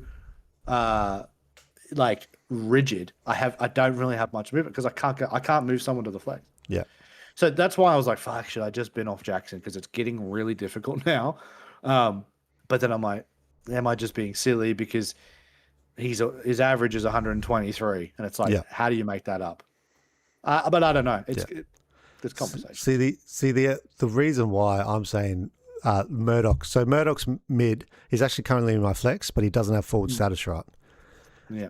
I don't want to get rid of Murdoch, but I want to get rid of Henry or Jones. Once he has forward status, I can take out Jones, put Murdoch in forward, and then I have flex open where I can trade a defender, ruck, mid, forward in. I couldn't do that for Jones before this. I couldn't do that for Henry before this. Jagger Smith's apparently going forward as well, so I'll be able to do it twice. This is why I'm holding both of these guys. Jagger's actually, midfield's gone way up, so I don't know the numbers on Jagger. I'll have to wait till next week. I was going to say, because I've barely seen him in forward. But he was clear. He was in the 40% 2 weeks ago, but he's back in the mid. So how much it's going to move. But Murdoch's guaranteed. It's all about, I want to keep Murdoch, but put him forward so I can get rid of a forward for a mid. Yeah. If you get what I'm saying. So that's why it does I get it. Change a lot. My foot's, it's going to get saucy. Zach Merritt. Quick chat. A lot of people moving on Merritt. They have a juicy run. For me, I like Zeret. It's just the Bombers in it. Like I'm not. Yeah. I just think there's too many other options. He's not 480. He's 550. He's the same price Yeah. as Lockie Neal. He's the same price as. Ooh, tough. He's the same. He's more than Nick Dacos. If you don't have Nick Dacos again, he's more than. Who was the other one I just saw there? Matt Rowell, but that's another conversation. I'm not sure on Matt Rowell. He's more than Noah Anderson. I'm probably going most of them before I'm going Zeret for me. But a lot of people are moving on Zeret. I'm with you. I'm going all those before. Absolutely. He also is, so his break even is 127. So if you want him, it is now because their run is juicy. I've seen a lot of people eyeing off the fringe Essendon players, but I just think just playing, they ain't great. So why are they going to, so they're playing Richmond and that. They could lose. What are we talking about? Like, how is there, it's like saying Richmond have good matchups. No one's a good matchup for Richmond. Do you know what I mean? No. How does Essendon have good matchups? There isn't, do you know what I'm saying? Like, it doesn't. The only thing is that Merritt he always eats. He does. So he is, this is why it's strange why he's not an option for me. He is safe. He's safe. No, he dropped some 70s though. I had him last year. Yeah. Actually, had him in my super last year, and Essendon weren't as bad as what they were. And he does cop some 70s here and there. I don't know. He's a weird. What? I just loved the woohoo, mate. He said Holmes' deaf status deprivation is almost guaranteed given recent ironic themes, and he's probably not wrong. It would be very Supercoach year-esque for Holmes to get 34.9% defense on the That's the why, deaf. like, it's so difficult for me this week because I'm like, fuck.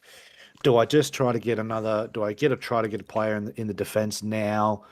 Because there's no guarantee Holmes goes there, and if he doesn't, then I'm really penciled, like shoehorned.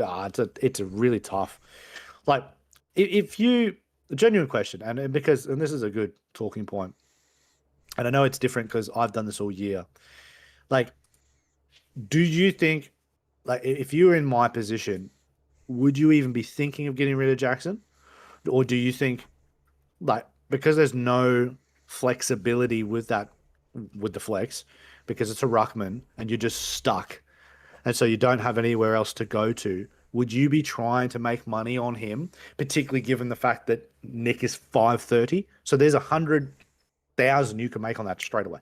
Yeah. And this is why I flagged that video. But then it's like, yes, you are trading a premium for a premium, but then you can go up for. I am stuck, but I don't know if you would do that, or if anybody else would do that, or if I'm just trying to, or if I'm, fetching.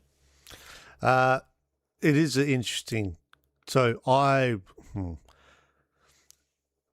how do I say you're wrong to think it, where all my plans for the next month, I need my flex. So, like, I can't do the stuff I want to do without rotating through my flex, using my flex for what flex is. And I think that's why I'm starting to think. And this isn't a early thought. Remember, I've been saying this for weeks to you, that eventually there will come a time where I'll have to get rid of him, or have to get whoever I want to put there, because it's just going to pigeonhole me, and it's kind of getting to the point now where it's pigeonholing me. I've done probably marvelously to be in the position I am with no fucking flex. And that's because he has more often than not let you down. But if you sacrifice, I guess the question is this: are you happy to sacrifice potentially 30 points? Because let's say he gets 145, and let's say Dacos or whoever you bring in gets 115. Are you happy to sacrifice 30 points, but then have the benefit further on through the rest of the Supercoach journey to give you more flexibility? I think I'd rather the alternative. It just means that for probably the next couple of weeks, I would suffer because I would lose his score. But I think it would be better for me long term. But it's just hard looking at it and going, "Fuck, you're getting rid of Jackson." Yeah. See, the thing is, if you had like 25 trades, I wouldn't say I wouldn't say it's a bad option. It's all on trades because the only thing I would say is like, so my next month, right, is planned. I can't do flex is integral to it all. As soon as I think I'm done, a ruck will be going in my flex. So I think the highest scoring flex is a third ruck. So final team, your flex, you want 3 rucks. You want 3 of the 4 big dogs. That's final team stuff, right? So so you have them now. You have the final setup now, but you think you need the flexibility of that not now. So it is a it's a question that I've been asking myself for weeks, right? And I think this was it, right? So I think if this year so far didn't go so well, if I wasn't for example, like if I wasn't doing so well in the competitions that I am in the leagues that I'm playing in, he would have been gone already. I'd have been like, this didn't work. I need the flexibility. The problem why this is such a hard thing for me is because it is working. So because this is working, the way this system is, and because I'm doing well in both leagues, I think to myself, why are you looking for change? Because you're actually doing well. But the thing is, it's like, and I said this many weeks ago, and I've said it before, it's good, but it takes me longer. So you can get to, like, you got to remember, I still don't have Petrarca.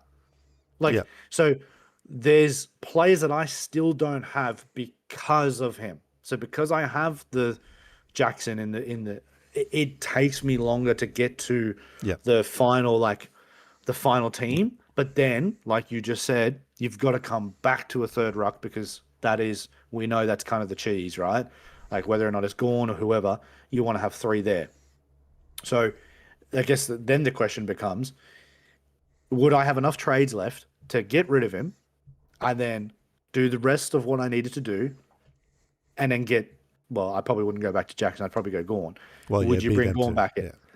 Yeah. It's like, I'd have to map it out and probably worth writing down the amount of trades and who I would do each week to then get it back. Yeah. But you are right. Like it's finals worthy how you want to have it, but can you do the rest of the team? Like, so for example, I would only be able to get like Nick in this week. So then, which isn't bad. Let's not get it twisted. That's not bad. Bad thing. But then it doesn't mean that I get like a defender in, which then means it follows to the next week. And I have to wait to get a defender. And then this has happened to me for like the last 4 weeks that another premium midfielder or like a premium forward becomes available. But I think that maybe next week Wilkie might be too good to say no to. Yeah. And the thing is, I have Carroll already. So I have 2 Saints in the defense. So I may as well just go Carroll to fucking Wilkie. Yeah. And it won't cost that much. And it won't cost that much. So, yeah. You see, like I said, man, my plans, it is a funny one because he is one of my 2 targets once I'm done. Because my only 2 targets are the 2 rucks I don't have. So I have Sherry and Gorn in R1, R2. Once I'm done using the flex for what I need to with this forward roulette, all that, it's Jackson or Grundy. And I think I'll much more be able to get to Jackson. I don't think Grundy would have to put 2 stinkers together, which I can't see happening for me to get to him. Whereas I think I'll be able to get to Jackson to finish off my flex. This 66 is fucked him. Yep. So, like any premium, like he is going to drop to like 550,000. Yep. So that you'll be able to strike because he's not going to hit 179. I just don't know if I'll be done in time. I think I'll be done in like 3 weeks. And then I'll probably, because I think that's their buy, I'll wait till after their buy. And that's when I'll look to finish my flex. Which, like I said, you for the highest score possible, I think the flex is a third ruck. So you have 3 of the 4. It has to be. However you do the 3-4s, I think that's going to be the highest reward. But yeah, you have to be done using it. But yeah, I can't tell you what I'd do in that situation. It's tough. I don't. It's all trade dependent. How many trades do you have? I only have 17. Yeah, I don't know if you could. I don't know if you can. No, Like, I don't. it I don't think I depends. can get him. I don't think I can get him out to bring him back. So I think I've got to persevere with what I've got and try to work around it. I think that's Mm. probably the best course of action, to be honest. Yeah, it is mm, is an interesting one. So I've worked out I could be done if nothing goes wrong. I was doing this all. It is probably a good exercise because then you'll figure out if you can figure something out like that. I've Yeah, worked out I can get everything done, have no rookies on field, if it all goes to plan, and have 8 trades left. yeah, Um, However long that takes me. And then that would be luxury zone. I was talking about Sam Draper to Kazai Pickett. Like that's 8 trades left is luxury zone. And it's probably talking about within that 8 trades, I have the chance to change my flex to one of the other 2 rucks. So, yeah. but that is nothing goes wrong. Exactly. This And we year, know yeah, we know how things go. Like there is, I could almost guarantee it that something will happen. Almost guarantee it. this dogger trade talk has me considering unholy things from her. Sheldon also said correct flex is made for a Jackson, Sherry, Gorn, Grundy, which, yeah, 3 of those 4. He says we should just have 2 flexes so we can get them all, which is a fair call. Oh mate, that'd be the dream. Yeah, look, Because you have to pick one. That's the painful thing. You do. I think Jackson is the one.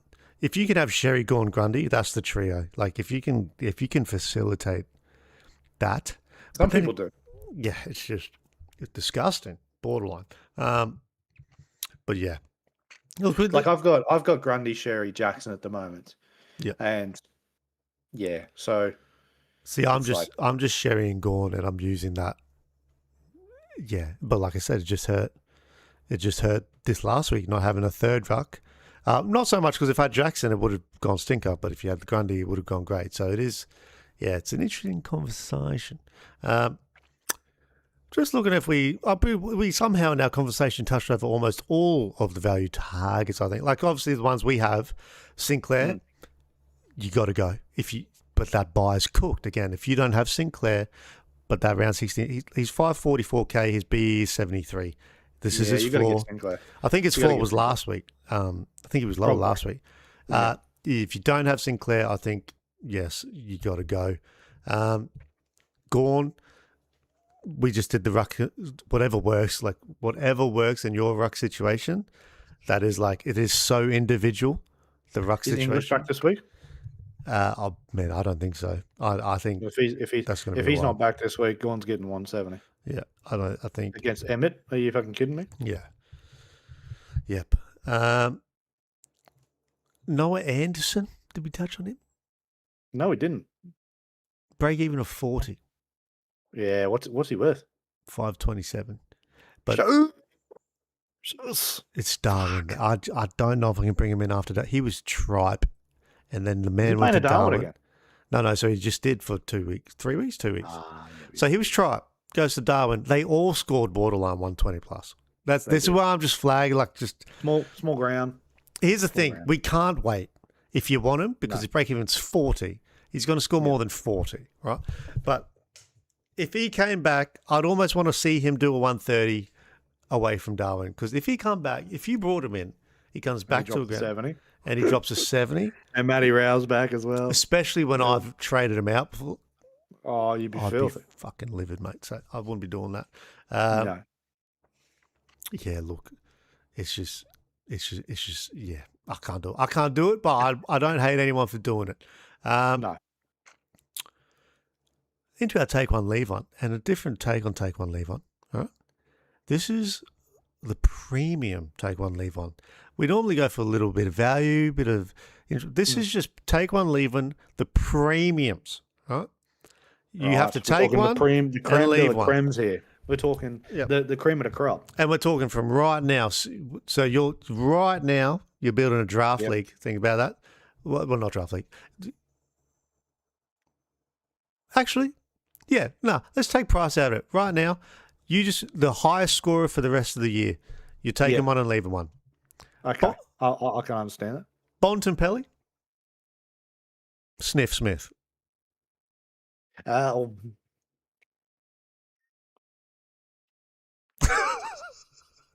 That's difficult because in previous years, that's no contest for me. It's no contest for me in previous years, but that's a really good question this year. Because Bailey Smith is, like I said, he ain't dropped 60s. No. I think he's Um, overall 4. I think he's overall, no, overall 5, I think. Bont has received the tag. I I will not disgrace the great man though. I'll That's a take fair Bont call. Belly. That is a fair call. I don't think that is a wrong answer at all. That's a good call. No. Isaac Heaney or Zach Butters? Oh, look, Isaac Heaney is capable of the ceilings of 170. And he's probably capable of 200s. I've seen him get super close to a 200. I'm pretty sure he's done a 180. Oh, he's done 200 before. Exactly. And this year, I'm pretty sure he did a 189. But I think one of the most reliable midfielders in the game is Butters, and he's playing in a fucking shit team. So I think Butters. I think he's Mr. Consistent for me. No, he's Mr. Consistent. consistent. It doesn't give you the 170s, but he gives you majority of the time 130. Yeah. Whereas I've seen Heaney drop 80. The consistency take of Butters has been right there Yeah. this year. I'd take Butters. I would agree. Zach Merritt or Christian Petrarca for the rest of the year? For the rest of the year, I'm taking Petrarca. I want Petrarca in my squad. He's still not there, unbelievably. Had a couple of down weeks, but played in Darwin, and those big tree trunk legs, they ain't made for Darwin. That's the lactic acid. They ain't made for the heat. So once he gets back down into his better climate, yeah, he'll be around the footy. And he's had a good year. He's had a good year. I think that move away from Melbourne suited him. I'm taking Petrarca. Oh, I agree. Max Holmes or Sinclair? Oh. This Technically might be one of the hardest for me to decide. Yeah, honestly. this is a hard one because technically speaking, Max got a higher average, so technically performed better. The only thing that is a bit weary is that Sinclair, he dropped a good score against Richmond, but had dropped out of form, and then the side's got to come back. Steals And his he loves touches. he loves to take the touches off Sinclair, whereas Holmes gets his footy with Sniff Smith. So I'll go Max. I've got both, so it doesn't matter. But I'm going to go Max Holmes. Tough. That's a tough call though, because they're very tit for tat. Yeah, see, I might edge Sinclair, but that is that right ain't there. wrong. That ain't wrong. Lockie Neal or Jordan Dawson? Lockie now. I can see. not even I'm leaning the doors on Supercoach terms. But I don't. Nah. What? Nah. But you know what? If I could right now, I'd have Neil on my team. yeah, it's a fair call. That's not a wrong He answer. just when I think Lockie might start to be on this downwards, like he's getting older now.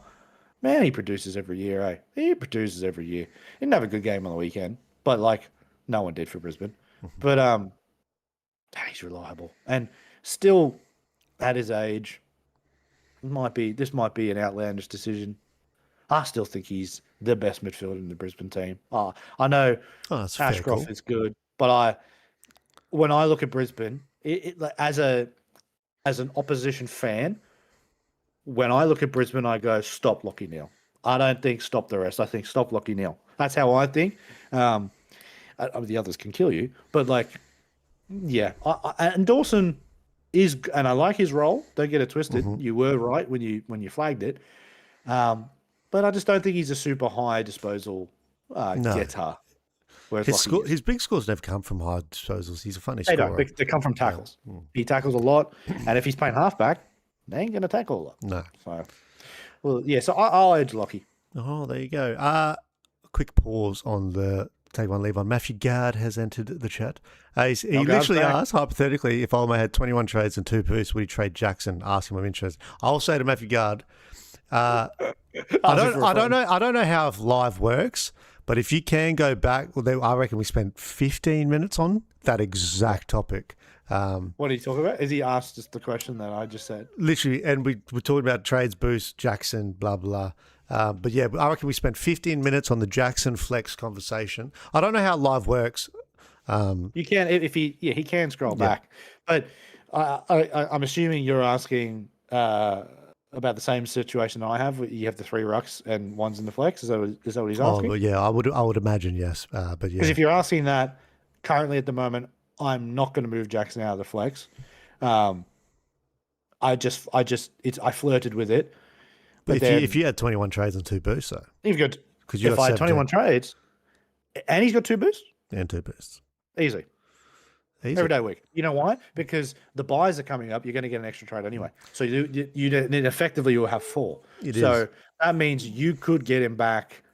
Like if you wanted to bid him off, bring some players in to round out that squad, you could bring him back. The only reason I don't have boosts is because I've just been fucked around by all the shit that's happened this year. So it's been otherwise in an ideal situation, I would have kept my boosts and I would have been up around 20. But I think most people are in the situation that myself and Jack are in where we've been fucked over by a lot of the stuff and we've had to move. So yeah, but if you're in that situation, yeah, you can make it work because it's ideally what I wanted to do, but I don't think I should. Yeah. Yeah, that is a brief summary. But yeah, if you want the in-depth, definitely go back about 15 minutes just before take one, leave one, because we did go real in-depth about you still want 3 rucks at the end of your team. It's like about which endgame. ones you That's want. endgame Yeah, for you. end-game stuff. But yeah, flex is pretty important as well on rotation. Back to take one, leave one. Where were we, Neil Dawson? Lockie Whitfield or Nick The wit. Blakey? Oh, look, I like the lizard. I do like the lizard. And he's he fucking torched us on the weekend. I tell you that, 156. I think he got like 39. He was all around it. But we love giving halfbacks touches. So I don't know. This is a difficult one. But I think the move for Ash into the midfield has unlocked Whitfield a little bit more again. Not on the weekend, just gone because Murdoch got tagged. But I don't think every week's going to get. So, for example, they play you guys this weekend. Yeah. You're not going to tag him. So, I think Whitfield. I think Whitfield will still do better than Blakey, in my opinion. Yeah, well, yeah. Look, I'm a fan of the lizard as well. I'm not Oh, gonna mate, lie. I rate him. Yeah, I rate him. sure. It's probably still wit for this is the last year. I think. Oh, definitely. Because I think Blakey's. I think Whitfield's 34, bro. Yeah, I think Blakey's coming. Like he's arrived. He's been Blakey for a hot minute. He's been the lizard. He's 156 he got this week. Like those 156s, I think are more regular around the corner. Yeah. Yeah, look, it is. Yeah, it's Whitfield definitely this year, but I reckon he could be he could be D1, D2, D3 the next few years. I think. Possibly. I mean, look, there's no chance that he couldn't be because none of us saw that Roberts would be D1. Yeah, look, that's it. I didn't see that coming. I didn't see it. Little bit of a subtle one here. Tim Taranto, which no one gives him his flowers. He's scoring over a ton. He's doing the thing. That shit game on the weekend. Yeah, look, not the best week to finally bring him up. Probably should have brought him up earlier in the year when he was flying. Tim Taranto or Caleb Sarong? Oh, you bastard. Yeah, look, it had the end. You've done this to me. I think Taranto might have him edged on average. I might be wrong. They're very close on average. I'm going to go Caleb. Yeah, I do for the ceilings. The ceilings for Caleb are there. They just are. I've had it twice this year already, and then he's had two good games back to back, 118, 113. Can drop your 40s, can drop your 50s, and I've had to wear it, but you take the ceilings all day, and I just think overall he is a better player. But obviously, Freo, you are so right when you say this that when one eats, the other doesn't. They're probably the only one of the only teams that get affected by this. Whereas like Brisbane can have all the midfielders that jump in and get good scores. Freo don't. So if like Sarong hits, Brayshaw probably won't. But if Brayshaw hits, then Sarong don't. But I don't know if you noticed the 2 weeks now that Hayden Young is not in the side, Sarong's been good again. So I don't know how long Hayden Young is out for, but if Young is out for a bit, then I'd say Sarong. Yeah, I'd lean Sarong as well. Now this one, Shy Bolton, Shy Bolton is in or this every week, I swear. oh yeah, he's always in a take or leave one. He's because it's Yeah. good. Shy Bolton or Big Dick Tracy. Oh, mate, do you know what? He's a I'm pretty sure fucking he is an option. they're F3 and F4. That's Yeah. F3 and And F4 right now. I never would have thought that Big Dick Tracy was even going to be. I thought, like, you know, with full forwards, like they have a round or two where they're awesome, and then they just go back to being pus. He's kept it. He's one of the only full forwards this year that's kept it. They just scare me. Key forwards They do scare me because if they get shut out, they don't produce. Yeah. Like if there's a Harris Andrews plays on Tracy, he's not scoring 6 on it. Right? So that's where I don't like it. So I'd probably say Bolton. I think probably, but like Tracy scores have been better, but I think Bolton will be more consistent. I think Tracy will get shut out. Yeah, I could be wrong there. It is. It's a hard one. And I very rarely pick Bolton. Don't get it twisted. Hey, it's a hard one. I don't think Tracy has the same ceilings. Bolton has those ceilings, but I don't think Tracy has the same floor either. Well, but then he's a key forward. He should have that floor, but he hasn't hit it. He's been very, very good. Clay and Oliver or Finn Callahan? Oliver. Oliver for the rest of the year. Yeah, no doubt about it. I'm sick that I got rid of him when I did. I got sucked into the down. He had a couple of down weeks, and I got sucked into the past. And so I thought, oh fuck, this is Oliver of old, and I got sucked into he's not going to produce, and that's when I flicked him. I flicked him to Bont though, so I don't feel too terrible. But like, I'm sick because he's just been ever since that point been really consistent, and I think he's their best midfielder. And every week when you look at the stat sheet, what he's producing, he's their guy that's getting all the touches. I think he's having a really good year. And right now, better than Callahan. Maybe because Callahan gets more of the attention for like tags and stuff like that. But yeah, I'm going to go Oliver, man. That sounds crazy, but I'm leaning more to Clayton. He's had a better year on Super as well, so I can't hate you for that. It shouldn't be, but I feel like it is. Then you got last one for shower thoughts. McInerney or Keziah Pickett? Oh, look, I'm going to lean more to Cozzy. I feel like Cozzy's the better player. He's having some shit. He's had a bad few games, and McInerney's been phenomenal this year. But we've touched on it earlier in the piece. The Gildan will come back, and that will limit McInerney's output. It just will. There's no two ways about it. Like he'll still be good. Don't get me wrong, but he won't be as good as what he is now. Whereas Cozzy doesn't have anybody coming back. He's just in a bad period, and I think he's the better player, and I think he'll score better off through the rest of the season. That'd be my shout. Yeah, I'm picky there as well. It's funny. Sheldon's come in. The golden rule is no key forwards, which I subscribe to. Mate, we're around it, but he's breaking the norm. The last key forward I started, Sheldon said, was Nick Rewalt. He was ranked second overall that year. Can I get a clarification that that's F2? Or are you telling me Nick Rewalt was... No, you tell me Nick Rewalt was overall second average. Or was he F2? We need to see. We need to see the evidence. So I know back in the day, key forwards were a bit of the secret sauce. Because the game is different, right? The secret sauce back then, key forwards, they were getting like 10 marks a game, 10 marks and 10 kicks. Half of them are snags, so they're just averaging absurd numbers. And Nick Rewalt would have been. And you know what? And this could be a shower thought. This could be my lead shower. us in. Go on. Yeah, the quality of key forwards nowadays to the quality of key forwards years ago. Why the drop-off? Why can't they kick the footy as straight as they could fucking 10, 15 years ago? I know the game's changed, but your fucking foot hasn't, and the ball hasn't changed. Why can't they kick it like the dead eyes of past? Yeah, look, Can somebody tell me? And I know maybe they don't spend as much time as they used to on just straight goal kicking or set shots or whatever. But man, like I can think of forwards there's a plethora of them in my head right now of what I used to watch, and they were dead eye. Yep. Dead eye. And Do you know what the biggest takeaway of it for me is?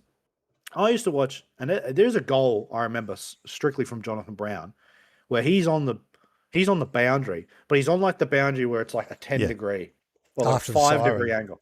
Yeah, yeah, and like literally the behind post is almost in line with the goal, right? And he's drop punted it and scored. And it's like I don't think I would ever see a forward nowadays. They would always go around the corner. So I'm wondering if like they're not practicing that as much, but like I don't know. I just don't think I don't think full forwards nowadays kick the footy as accurate as what they did years ago, and I want to know why. Because, like I said, the balls ain't changed, No, the goals ain't changed, the posts ain't changed. Favola's actually talked about this on radio. I've heard him mention it, that it started coming in his last few years when he was playing. The sports science, they stopped them having that many shots on goal because it was so bad on your hammy. They think it's bad for the hammies. So yeah, very bad for the hammies. So, but Fev used to say he would have thousands of shots a week, whereas he started towards his last year. He wasn't allowed to have like 100 because it's so. Well, these blokes before again the numbers. They do that in all sports now, like even in NBA and stuff like that. They don't. It's like load management and all that type of shit. They don't let them throw up as much shots as they used to, because it obviously affects the body. And so I get it, and maybe that affects. So they're not practicing it as much. But I just think generally, like, I think of like I said, you never see never see a Carey or a fucking, or a Fev or anything like that. You're not seeing them again. They're not coming back again. Tex is the last one. Tex is a dead eye. Tex is the last one. He's the old-fashioned, old-school forward where high socks. You put him high socks. You put him anywhere on the ground. He's kicking a goal. I would have loved for Collingwood to grab him, even at his age. I would have loved for us to grab him. No, he's the last. He's the last one. The dead eye. Hawkins was the other year. He was one of the other ones. If you watch him, I'd say Fogarty's probably the last one. The way he kicks the ball, but I know what you mean. Yeah, the girl Walker probably is the last one. Yeah. Fev was a dead eye. Just coming. He was a dead eye watching that. Should have got 100 the same year as Buddy. Should have got 100. Clarkson didn't let him. Can't. Yeah, it is a good conversation. They're just not allowed to train. They're just not allowed to train like they used to. And I will just I think they do overcomplicate it these days. They got to get the routine perfect. If you just let them have 1,000 shots a week, they'll make their own routine. They do overcomplicate it. Like for example, like last year with Harry Mackay, right? He was getting marks 20 meters out and trying to go for a fucking, around the corner. And it's like, bro, just kick it straight. Just kick a drop punt. Like, and even this is a knack, and I'm sounding like fucking Dunstall here, but like, when they're out in front and they just try like a dribbler, it's straight up. Oh, mate, coach killer. You want my quickly before my shower thought? Matthew Guard has come in with green flags for Bodie Ryan. He does have a little bit of inside mail that they have a lot of time for him. Sandwich has a lot of time for Bodie Ryan at the Hawks trainer. We did flag, we don't trust Hawthorn's rookies. You might be correct, but back to earlier in the show, the amount of times I've brought in a Hawthorn player on 2 games played and they played 3 and never come back has stung me too much that I can't go to Bodie Ryan. But I hope... and like I was saying before, like I've got Perez. Mm-hmm. I've got him. I fell into that trap. And look, maybe Perez is not. Yeah, and maybe Perez is not Ryan. And look, I'm not a Hawthorn supporter. I don't know the ins and outs and yada, yada, yada. But like, I've been burnt already this year. I don't want to be burnt. I don't want to be burnt again. But I can totally understand if you haven't. He looks like an option. But for us, we don't want to go there. Yeah. Oh, mate, and trust your mail. If you got personal mail, trust your Fucking personal mail. My shower thought to sign us off. Just again, literally, just come to. I wasn't in the shower. I think I was driving, but no, I was actually doing the grocery shopping, and I'm over it. Right, I need some explanations, and there's probably easy ones, and I could just Google them, but I'm stubborn. I'm waiting to listen. These things, right, that just they're in existence that we just accept exist, but then we might have just realised we've never asked the question how, right? Fucking almond milk. Yeah, almond milk, right? Yeah. Almond milk by itself, how? I know there's probably an easy, but how? I'm just not buying it. On the other end, I've been very open. I don't believe in long life milk. I don't understand it. All right. I don't believe in it. I've told people, I said, I don't believe in it. How can you tell me we can have milk that lasts a fortnight and then milk that lasts a year and there's nothing in between? I'm not having it, right? This is rubbish. And the milk for a year, you don't even need to put in the fridge. I'm not buying it. I don't know how you drink it. It's not real. No, you have to put it in the fridge once you open it.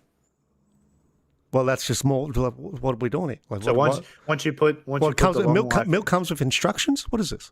So once you put the long life in the fridge and you open it, you then have to drink it within a week. It's just that it stays like preserved long enough in the carton, not like fresh milk.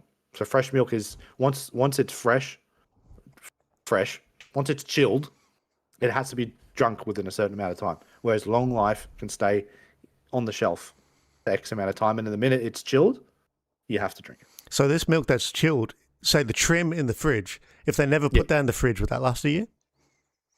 Well, yeah, that's I don't know.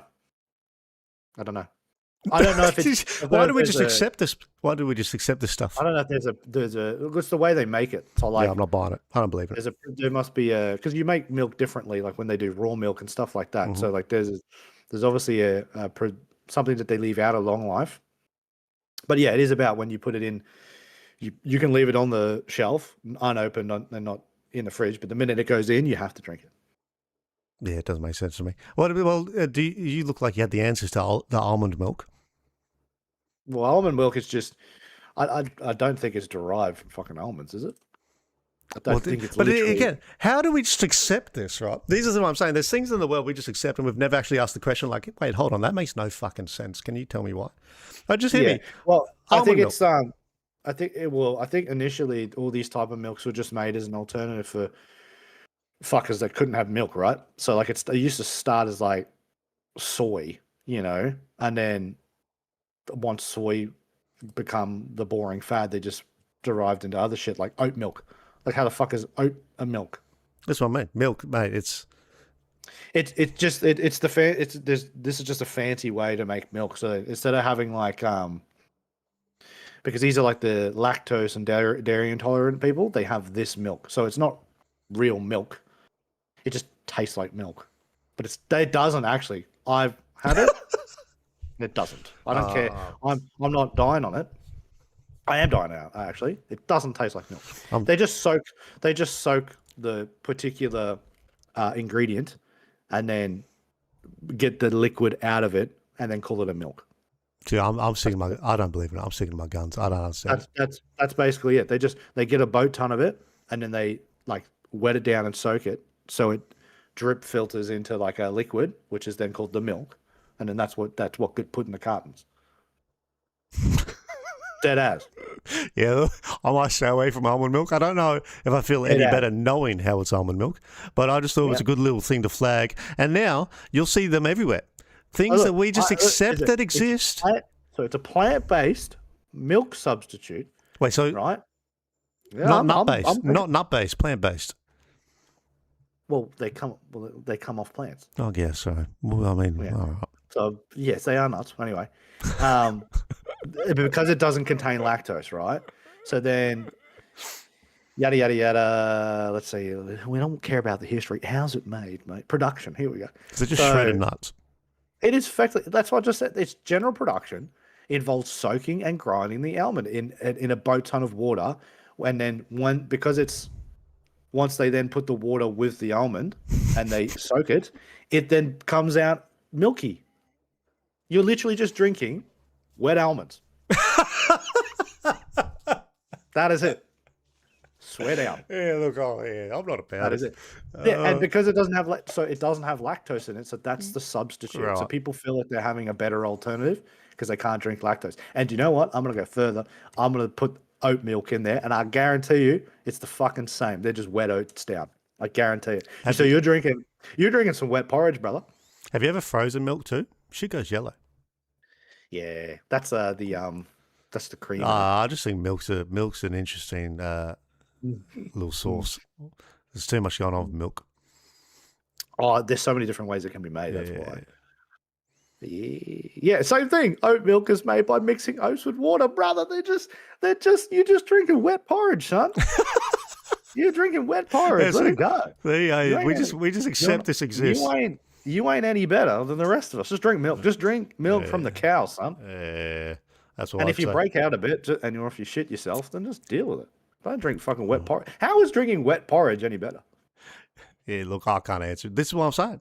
We just accept this exists. We need to start asking these questions, I think.